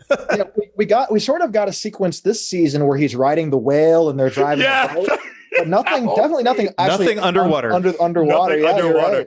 I didn't think about that. You're right. The season, and there's a really interesting point here too. We were talking about women earlier, right? Because there's a whole Me Too element of this, right? Because it starts out with him sexually assaulting Starlight, right? Yeah. And so that's where this whole, and so I assume they were just going to write him out of the show, because he's now out of the 7, but they just keep bringing it along. And now I see there's the 2 important parts. There is the Me Too element of this and him being there being real consequences for that for him, even in a such corrupt organization like that, mainly because Starlight has been brave. Right. And then also how they then spin that and turn that into another way of making money. Right. Strong women now suddenly. Right. And then and I think the other element here is, again, the cult element. Right. And so I thought they were going to write him off the show. He was not going to be significant, but he brings these important ideas that are definitely part and parcel of modern society right into the fore. And look, it's funny because there are millions of jokes out there about how Aquaman is useless, and so that's why when they do this, it's so fucking good. There's a Family Guy thing where they just like, there's a woman being sexually assaulted, ironically, on the beach, and he's just in the water, and he's like, there's fish jumping around him, there's nothing he can do. But yeah, so I thought that was all very interesting. Yeah. Yeah. So, well, let's see. What else we got? So, interesting. Yeah. Unaccountable power. So this is, Vought, the Seven, and especially Homelander and Stormfront, right? These characters teach us, I think, about the problems of unaccountable power. We talk about unaccountable power on the show all the time. I mean, that is one of the reasons why we are doing this, right? Is to break down the sorts of hierarchies that create unaccountable power and confront those, right? So, as I watch this, and I don't know, I kind of felt like a little bit of a wuss because I felt myself being genuinely disturbed by watching Stormfront. Like when she kills that guy up, when she kills the brother up on the top, breaking the wrists, and all dude, that. like, and she says, right, and this, I mean, these words haunted me. The words haunted me. When she says, keep your eyes open, I like watching the light go out. Like, that is like so fucking disturbing. Like, that is like, because it's cold-blooded. It is ruthless, but it's also like enjoyment of watching of other people suffering, right? And we talk about at the top of the show or during the show that unaccountable power, corrupts and corrupts absolutely. And so, what do you guys have anything to comment on that? I mean, I guess I just talked for like a fucking minute, but like, you guys have anything else to say about it? No, I mean, I agree. Stormfront is a disturbing character. Both Stormfront and Homelander are deeply disturbing characters on multiple levels. I found some of the Homelander stuff equally disturbing. The bits where he's got doppelganger, shapeshifting, oh my God, with all the weird mommy stuff going on, creepy as hell. Creepy as hell. And Vought in general, anytime we see on the show any kind of Vought PR or promotional materials, it's always very like the best is yet to come. Very Starship Troopers also. That's the other comparison I was going to make was would you like to know more? And all the citizenry stuff, right? It's like straight up fascism. Heinlein really nailed this. And this is one of the things, I think the reason why the Stormfront character is so disturbing. Well, aside from the fact that her name is the name of one of the prominent Nazi sites on the internet. Okay. Yeah, exactly. But right. Aside from that, she's 100 years old. Okay. And yet she looks, like she's in her 30s. And she acts modern. She acts very modern. She's very savvy with social media. She's hip. She's funny. She seems to care about women's rights, all those things like that. She just is able. And I think that's what you sort of get is this is an old timer. This is someone who really has the skills down, who understands how to manipulate and how to use her. I mean, she's got very substantial powers, but they're not all physical. They're social intelligence and ability to understand how to shape society and how to manipulate it. And then when you go back and you see the photos, and that's what was her undoing in the end, of course, was, seeing that she was a full-on Nazi and she was married to the guy who created this whole shit. And he probably gave it to her to preserve her life, right? That was exactly An effective propagandist, I think, is what's disturbing about it, because that cuts deep to the times we're living in, right? Like if you look at the memes that she was making for Homelander, there's my God, that's right. There was one that was like, fight them there so we don't have to fight them here, which is like the same shit that the GOP was telling us all throughout the catastrophe of the Iraq War, right? There are a bunch of moments like that. Yeah. She calls the people criticizing her supervillain loving snowflakes. Yes. Yes. No, and this is really, that show brings full circle how Nazism has been translated into Trumpism. And I think that's the most valuable. That her character is key to that. And she might as well be Kimberly Guilfoyle, or and you look at all the proliferation of right-wing women, from Sarah Palin to Joni Ernst to Kristi Noem, who's being floated as a potential presidential candidate, and Kristi Noem she's hot. I mean, people like her. Right. This is what they are offering, is they are turning around this women's equality thing to make it a tool of fascism. And Nikki Haley. I mean, it just goes on and on, right? Yeah. That's a really great point, Sean. And that goes to what we talk about in terms of the, which Jonathan hate a lot, right? Is the idea of co-opting the language, the process and the systems of the left, right? Ideas of protest, ideas of women's rights, all these ideas, and then perverting them, right, and shooting them right back at you. Like, that is what it's reactionary, right? It's inherently reactionary. Deeply troubling, precisely because we are watching this entire thing unfold, and we watch the culmination of that. Right, Stormfront would have been really happy with what happened over this past. Oh yeah, this is. I mean, it really was like what happened. That shit in the Capitol was like watching a movie. This is not real. This is not real. It really was. Just remember, Dawn of the Dead. Some of those scenes of the windows smashing and the people trying to get in. It was. Yes. Oh my God! It's like you don't expect to see that kind of thing on the news, right? No. That's just not a thing. But remember, there were female anti-suffragettes. So this is an old trick. There was Phyllis Schlafly, okay? So there has always been, and I have said this, and this is not, I'm not victim blaming here. What I'm pointing out is that women could end the patriarchy tomorrow. Right. If they all got together and agreed to do that.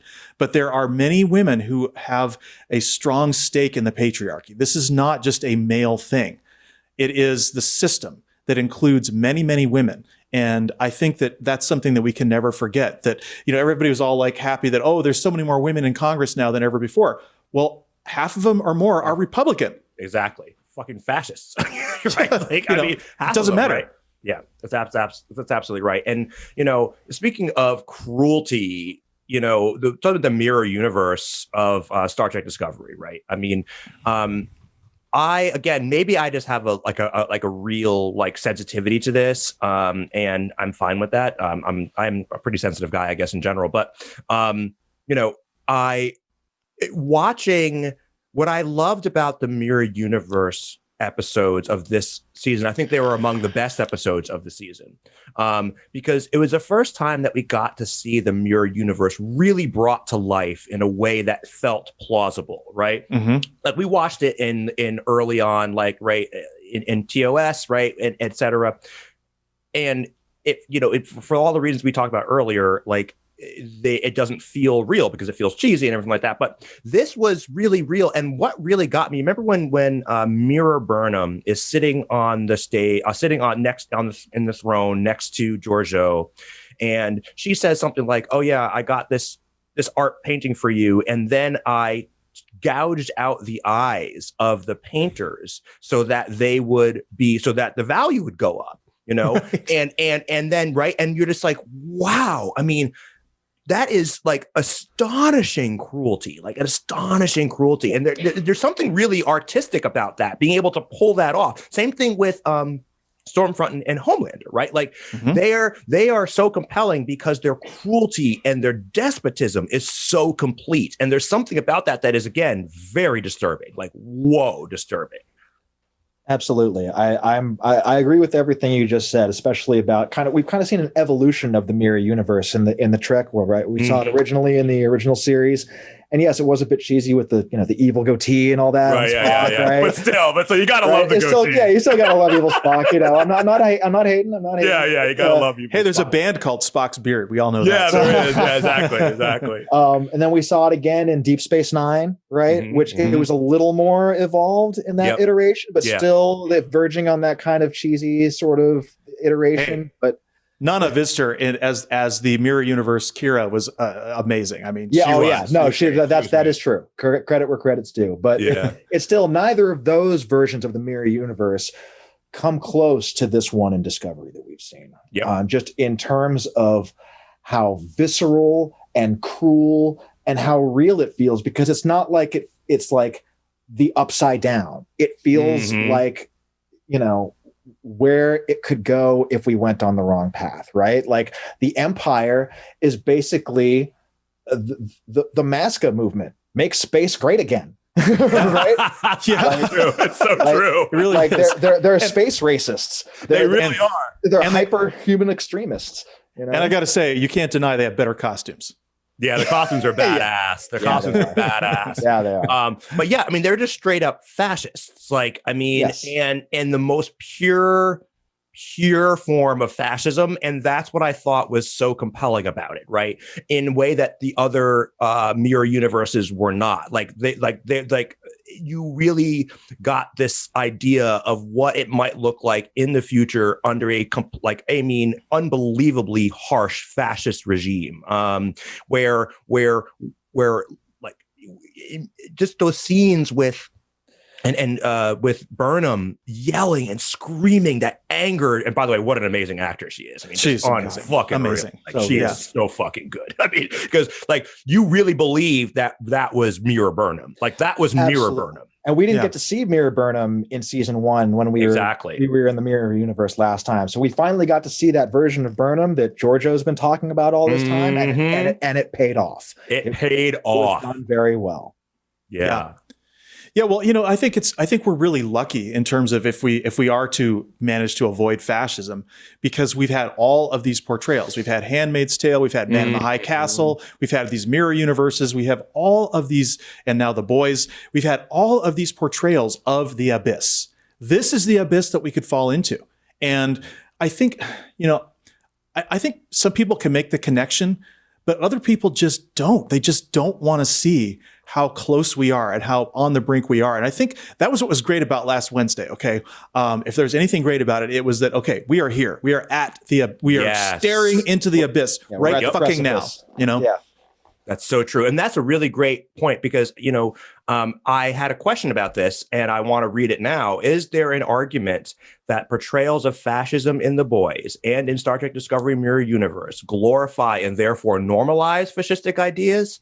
Or alternatively, is there an argument that these portrayals of flagrant fascism make the GOP's recent fascistic activity seem less serious in comparison? So my point is, largely speaking, is like, are we being desensitized to these fascist ideas? Are they being glorified? I don't think so.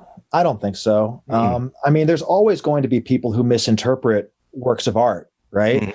I mean, and Sean, I know you won't like this analogy, but Helter Skelter, is a song about a slide, right? Like George Harrison and Paul McCartney and all of them have said for years that it's a song about a slide.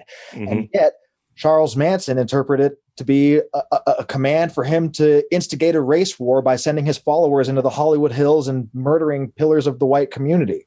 Right.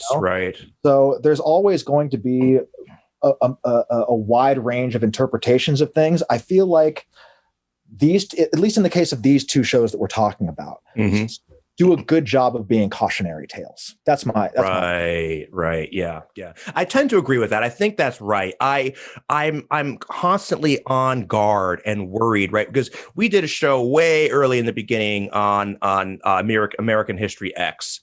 And that was all about fascism, Nazism, obviously, and this character arc for this kid, but it was also about how young people are dragged in, young white boys are dragged into this through this alt-right, through these sort of these characters, these mentors, kind of that sort of mentor them into this hate.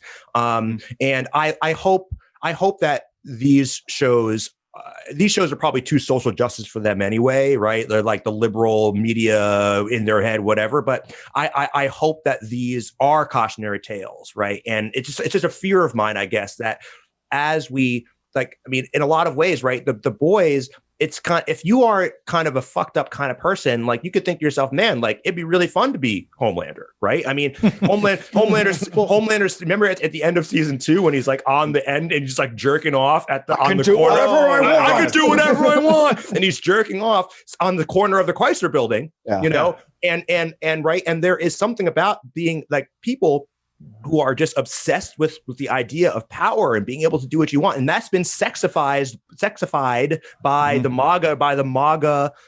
MAGA movement and all that. So anyway, this idea was just banging around my head, and I wanted to just get your guys' take on it. So, well, I think, okay, so if you look at, again, the susceptibility of young men to fascism, goes back to this fear I was talking about earlier of not getting their genes into the next generation. This is why incels are violent. They get violent. Most of them aren't, but again, it's a motivation. It's a motivation to say, they just all want a normal girlfriend, but they can't because they won't do the work or whatever the problem is. They're locked in. It's almost like having locked in syndrome. They can't socially express themselves, and it drives them to rage. And I think there's so much more of that actually going on. These may be people who are having sex, but they're frustrated in terms of their power in their lives. Mm-hmm.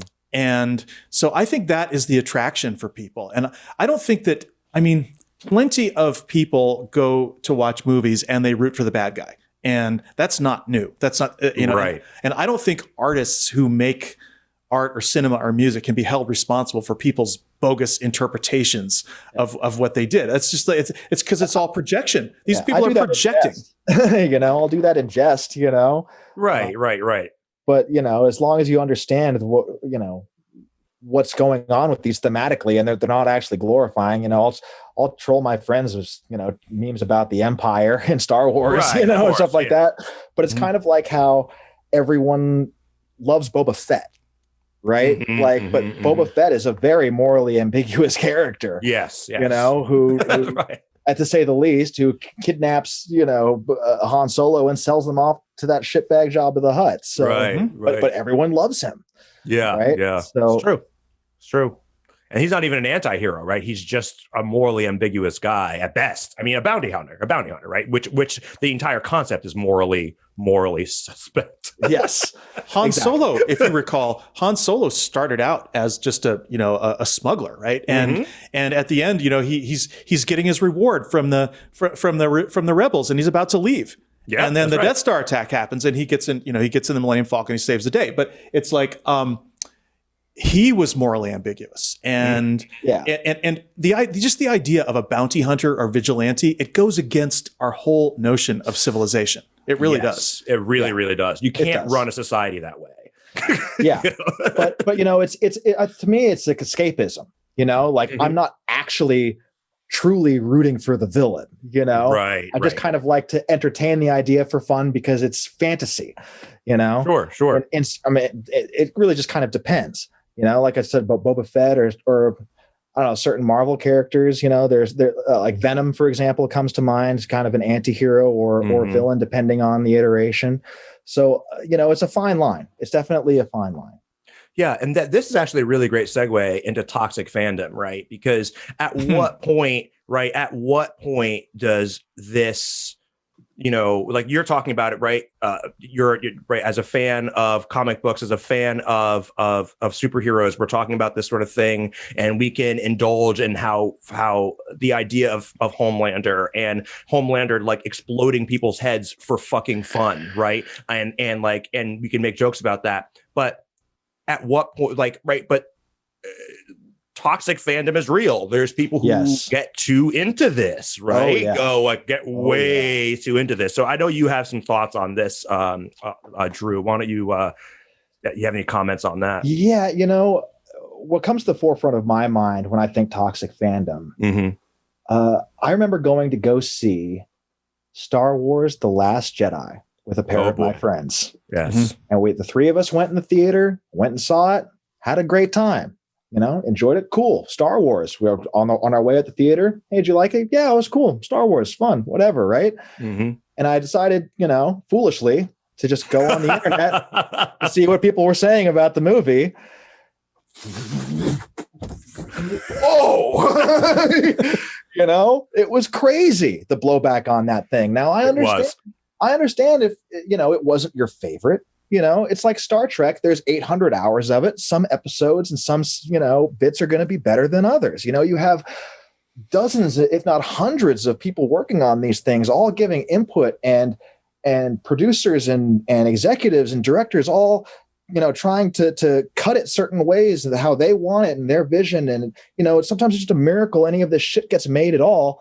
And people just don't appreciate when they're given something, Mm-hmm. Yeah.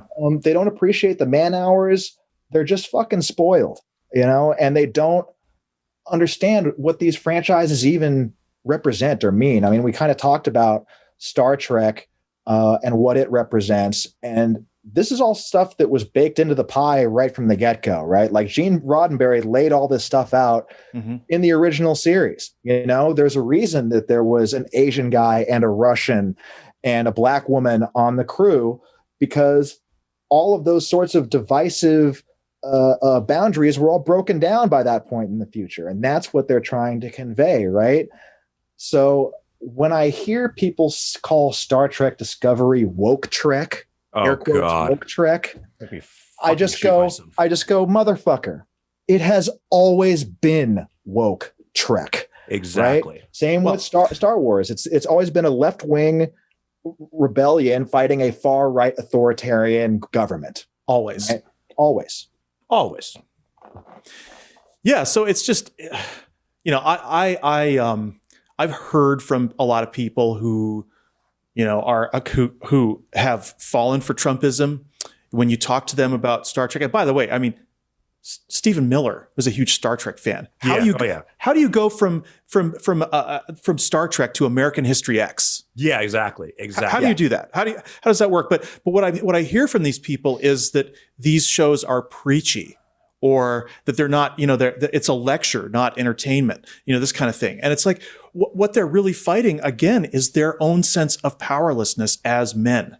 And this is what's going on. It goes back to the mating thing. They just can't see themselves living in equality with women.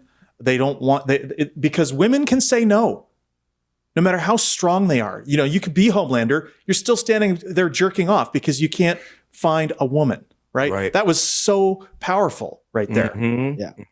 It was a perfect metaphor for the entire Trump era, in my opinion. Just a great big fucking jerk off on all of us. Yeah, exactly. It was a really great one. Yeah. And I agree. And we talked a lot about this in the opinion card, right? The idea that that's one of our episodes, 2 episodes ago, maybe. And we talked about how, and it's so relevant here, right? This idea that people think that they get to call these shots, or as if they get to decide what's good artistically or what's not good artistically beyond their own personal opinion, right? That they get to go and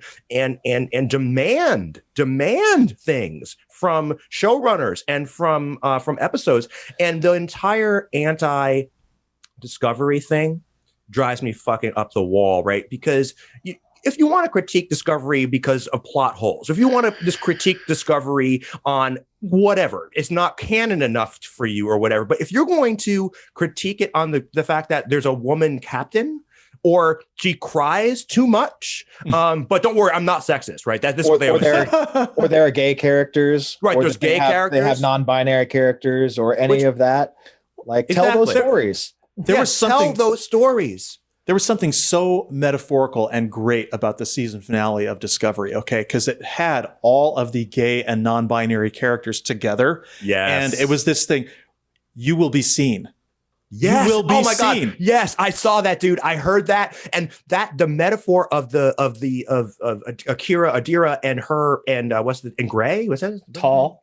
like the his like the character that is not seen, like that metaphor is outstanding, right? Because this is right, and this is what the LGBT community talks about all the time. And when I talk to people who say, "Oh, I'm not homophobic," I just wish that they would not, like, you know, they wouldn't be so flaunt it. And it's like, no, like they're flaunting it precisely because you refuse to acknowledge their existence, right? That is how these cultures develop. That's why it gets so crazy and flamboyant, because like I know this from the perspective of being a person of color. Mm-hmm. Right? Where people are like, oh, no, I don't see color. And it's like, no, you do see color. And when you say that, you say, I don't see you, Christophe, because being black is a huge part of who I am. I don't want to pretend that that's not happening. And the only reason why you are pretending that that's not happening, you're not doing that for my sake. You're doing it for your sake because it makes you uncomfortable. So fuck you. And that's why I thought, Sean, that element in that last episode was so fucking important. The entire Adira character is so fucking important because it's obviously an allegory for trans and non-binary people. It's just so fucking good. Yeah, and think of it this way. Okay, so any of us who are straight, okay, we didn't have to think twice about, we're walking down the street, we're 14 or 16 years old, and we're with our girlfriend and we're holding hands or have our arms around her or whatever it is. It's just not even a question. It's just like, this is just what you're going to do. All you have to worry about is she okay with this? Does she like me? Is this all right? Yeah. The normal stuff. The normal stuff. But think about if you're gay and you're 14 or 16 years old and you're with your same-sex partner walking down the street, and you have to worry about if you touch them in a way that could be seen as being affectionate, that you might get the shit beat out of you or killed. Yep. That's the reality. That's what's going on here. And so these shows are so important because kids are seeing these shows. Kids growing up are growing up with these shows, and they can, it's just like, the blinders are off. We can see this. This is normal. This is just humanity. This is people doing, expressing their love for each other. And I mean, it's so perverse to me that that there could be any other way of looking at it. Absolutely. Yeah. Yeah. And piggybacking off of what you were saying, Christophe, is that, it's one thing if you have critiques, of, plot holes and things like that, things that you wish were done maybe a little differently or what have you. That's one thing. But when it crosses over into you are literally sending death threats to people like Kelly Marie Tran, who I thought was fine in the movie. She was adorable. Right. Exactly. What the fuck is wrong with you? What was their beef? What was their beef about her? I guess existing. I don't know. I guess they were upset that there was an Asian woman in a Star Trek or a Star Wars movie. I never really understood Unbelievable. That. It was unbelievable. Sick. Yeah, it's crazy. And the same thing happened with Jar Jar Binks. The guy who did the CG, that did the body doubling for Jar Jar Binks, who did the voice and the green screen work for that character, basically created that character. He nearly killed himself because he was bullied and driven to it by these toxic motherfuckers. Same thing with the kid who played the young Anakin in Phantom Menace. That kid's fucking life got ruined by these fucking people and went completely off the deep end and went to a very dark place. It's horrible. So this toxic fandom thing is very fucking real. It's real. I mean, I work, in the music industry with, a lot of punk rock bands and stuff. And a lot of these bands, have championed left-leaning values for a long time. I'm talking about bands like Bad Religion, Rise Against, bands that even if you haven't heard of them, you can tell by the name what they're about, right? And they've been about those messages, those secular humanist messages for years and years and years and years and years. Bad Religion, for example, has been around for 30 years plus. 40, isn't it? Didn't you say 40 now? Oh, yeah, 40 now. All right. So, I misspoke. So when you look on social media or in message boards and you see comments from people saying things like, why are they singing about politics? Just shut up and make it about the music. It's like, you're missing the point entirely. And I feel like that can be applied across the board with these Star Wars and Star Trek fans, if you want to call them that, who are just fucking toxic, for lack of a better word, and don't understand what these pieces are even conveying, because cinema and art is like basically shouting a worldview at you, right?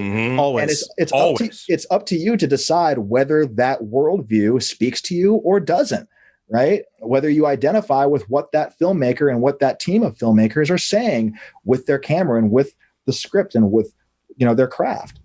For sure. This goes all the way up into Trumpism. And the reason why I say that is because there's this idea of cultural supremacy, which mirrors white supremacy and European supremacy, right? I mean, Trump actually signed an executive order saying that all new federal buildings had to be neoclassical architecture. And this is the same thing. This is the idea that's like, well, if there's a brutalist building or if there's a modernist building, that's somehow destructive to the culture. I mean, they are turning opinions into pretend facts. Like there is something inherently, like if I like a particular style of building, that I am an enemy of the culture, enemy of American culture, of European culture. And they said the same thing, by the way, about rock and roll when it first came out, because it was the enemy of European classical music, right? So it's just this sense of wanting to control every aspect of the culture, because it comes straight out of the reactionary mind. If we give them an inch, they'll take a mile.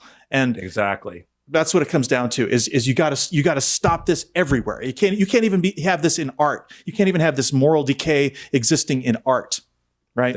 That's absolutely right. And we should wrap up here, but that's a really great sort of point, right, Sean? Because that is what Stormfront says, right? We are in a war for the culture. And she's all angry and pumped up, right? And this is what we hear. This is and Nazism was all about certain kinds of art as well, right? It restricted the kinds of art that one could do. And you also mentioned Trump, and I want to give you, Drew, an opportunity to tell a little story. You have a little bit of a personal connection, perhaps, to a Trump story.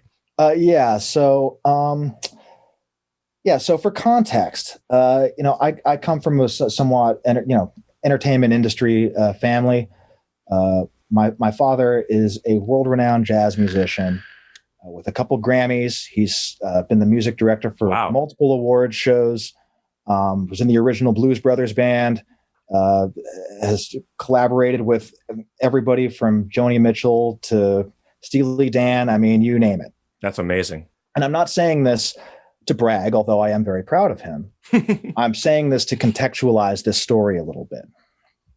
So my father was hired as the music director for the Emmys. This was around 2005, 2006. And at that time, American Idol was very popular. Right. And so the powers that be who set up these award shows decided that they would have, and they don't do it as much anymore. Now they just run through the awards real quick. But they used to have, more like kind of a variety show type segments to splice things up. And so the powers that be decided that they would do kind of a spoof of American Idol with various TV stars doing different songs that were generally kind of out of character for them. So one of these was Donald Trump and Megan Mullally doing Green Acres, the theme song to Green Acres. Okay, now anyone curious, you can go on YouTube and type in Trump Green Acres, and you can probably find it pretty easily. This clip that I'm talking about. So my father was hired as the music director for the Emmys a total of 9 times. Okay. So this was, he says he's pretty sure it was time number 7. So he had been doing this for a while. He's a very, very professional man. This is a guy who has been writing out, sheet music, full orchestrations in ink since he was a teenager. He does not fuck around. He is a heavy hitter. So it was part of his job was to make sure that he had given copies of the original song, of the original music, to the various celebrities, right? And so he sent Trump the recording of Green Acres about 2 weeks before the show. Now, I'm going to try to explain this for people who aren't musically inclined, but that song starts with a high D, which is a high note. It's not something that's going to come super naturally to a lot of people who don't have experience singing or aren't in that vocal range. So my father, being the professional that he is, he decided to do two versions of the track, just in case the original was too high, right? Mm-hmm. So I think he did a fourth or a fifth lower. So again, for people who aren't musically inclined, if you picture a staircase and you picture someone standing on the sixth stair of that staircase and doing a little dance, and then going down a couple steps to the third step and doing the same dance. It's like it's the same dance, but it's at different levels. It's kind of the same thing with pitch. So my father did a second version that's lower, and he didn't hear from Trump, so he called over to the Trump Tower to ask, like, oh, do we have the, does he get the music, and is everything, fine with that? And his secretary answered, and my dad said, so did he get the music? Is he going to be able to, sing to this? And the secretary was like, oh yeah, he got it. It'll be fine. And my dad was knowing about this high D and mm-hmm. the pitch of the song, was not satisfied with this answer. And said, well, okay, well, so between you and me, have you heard Mr. Trump sing? And the secretary goes, well, no, but he seems very confident about it. I'm sure he does. Because of course he is. Of course. So the Friday before the show, they set a meeting for my dad to go meet at the Beverly Hills Hilton to go meet up with Trump, who was staying at what my dad described as like the biggest, gaudiest suite that he's seen in quite some time, and probably the biggest one there, maybe, right? So, he walks in there and, introductions are made, hello, Mr. Trump, nice to meet you, blah, blah, blah. And Trump says something like, oh, so, when I was a youth, I was tested for various aptitudes, and music was the highest one. And my dad, again, Grammy-winning musician, right? Goes, oh, but you decided not to pursue it, or something to that effect. And Trump, holding out his arm like he's Vanna White presenting the last fucking vowel, says, well, if I did that, would I have all of this? Pointing to his gaudy fucking room. And at this point, my dad is thinking, get me the fuck out of here. It's this 2-story suite. Wow. And all that. So they walk over to this old, entertainment center type thing, and they put in the track and play it, and Trump sings to it, and it's okay. Like, it's good enough to be Donald Trump singing at the Emmys. Right. Mm-hmm. Right. He's not going to win American Idol, the actual American Idol or anything anytime soon, but it was satisfactory for what it needed to be. Mm-hmm. So, excuse me. So Trump calls up to, what my dad figured out was Melania, and says, hey, so what did you think of my singing? And Melania says, oh, you sounded like you were straining a bit. And so my dad says, okay, Mr. Trump, don't worry. I think I have, just the thing. I have a second version of the track that's in a slightly lower pitch, a slightly lower key, that you might have a little bit of an easier time singing to. Okay, so they put on the second track. And so what I was saying earlier about the staircase, it's kind of like he was on the sixth step, but the track was on the third step. You know, so some people, that's called transposing. When you change the key of something without changing the actual arrangement, it's called transposition in music theory. So his brain couldn't transpose it. So it just clashed and just sounded awful. And everyone kind of knew it was awful. And Trump starts, going, oh, well, you're not going to play that second version, are you? It does. Nope, Mr. Trump, don't worry. No one else even knows this exists. Just disregard it. Here's the original version of the recording for you to practice to over the weekend. And I think this will be great. We'll be fine. And Trump's like, oh, well, the second version, blah, blah, blah, blah, blah, blah. My dad's kind of like, it's okay, just kind of tampering it down. And they went their separate ways and what have you.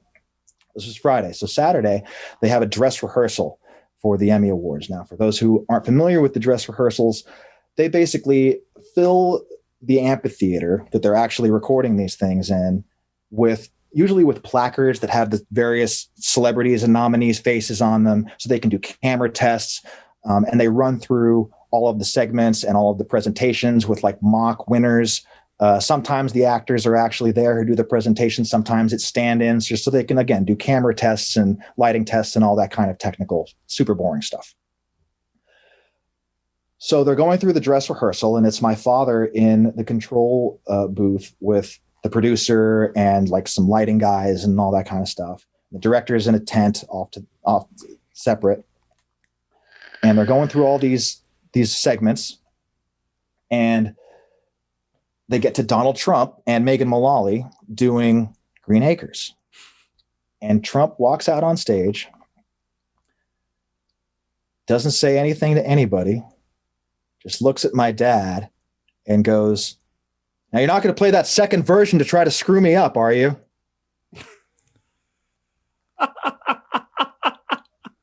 And the producer looked at my dad and goes, what is he talking about? And my dad is like, got his head in his hands, just going, nothing, I'll explain later, Wow. Now let's dissect that for a moment. Play that second version to try to screw me up. If my father tried to sabotage the Emmys in such a way, he would never work in this town again. The career that he has built up his entire life would be over. All he was trying to do was be a professional and plan for contingencies and help this man have his performance be as good as it could possibly be for everyone's sake. And instead, this man threw him under the bus and basically tried to create, in my opinion, a fall guy, so that if his performance didn't go exactly the way he wanted it, or there was some problem, he would have a guy that he would be able to go, this guy screwed me up with the track. So, that's the story of my Trump, my dad working with Donald Trump, or having to work with Donald Trump on the Emmys. And this is the moral is that this was, again, 2005, 2006.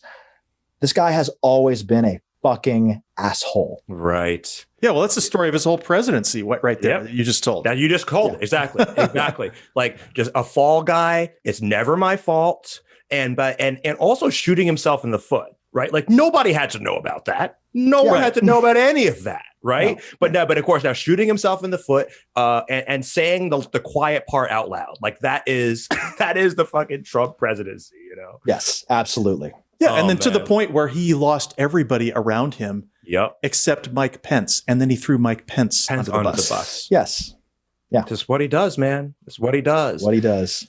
Oh man. Well, Drew, thanks so much for sharing that story with us, and man, thanks for being with us here today. It's been like just a total, just a bunch of fucking fun, man, and can't wait to have you back. Maybe we can talk some music later on, because that could be a lot of fun. So yeah, and that's it for our segment here. Hey, thanks so much for having me, guys. It's a pleasure. I'll come back anytime you guys want to have me. It's a pleasure to chat with you guys. Yeah, thanks so much, Drew. It's really good to finally see you in person. Likewise, man. I had such a really great time talking to Drew. Sean, is there anything that sticks out to you in our conversation? Oh, man, he is just such a great human being. And there's so much history here, because I have been talking to Drew on social media for probably 10 years.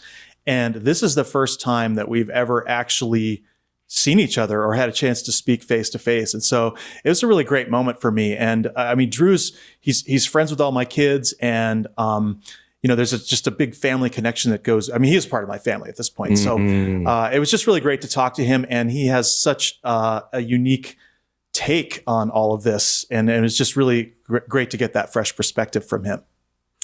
Yeah, I agree, man. I really just enjoyed talking to him. I think the big thing for me is that he grew up in Southern California. It's around the music industry, but like a lot of the same music. I met him through you though, and he has just been he's a delight to see online, and it was really good to actually see him face to face and talk to him and joke with him and get his perspective. So yeah, man, it was a blast. It was a blast, and I hope everyone else enjoys it too. And I want to remind everyone else, by the way, to subscribe to this podcast wherever you get your podcasts. Be sure to give us a 5-star rating over at Apple and leave us a review, and tell your friends and family about the show, because word of mouth really fucking matters. And look, thanks for being here. We love you all. And remember that wherever you are, you can be radically secular.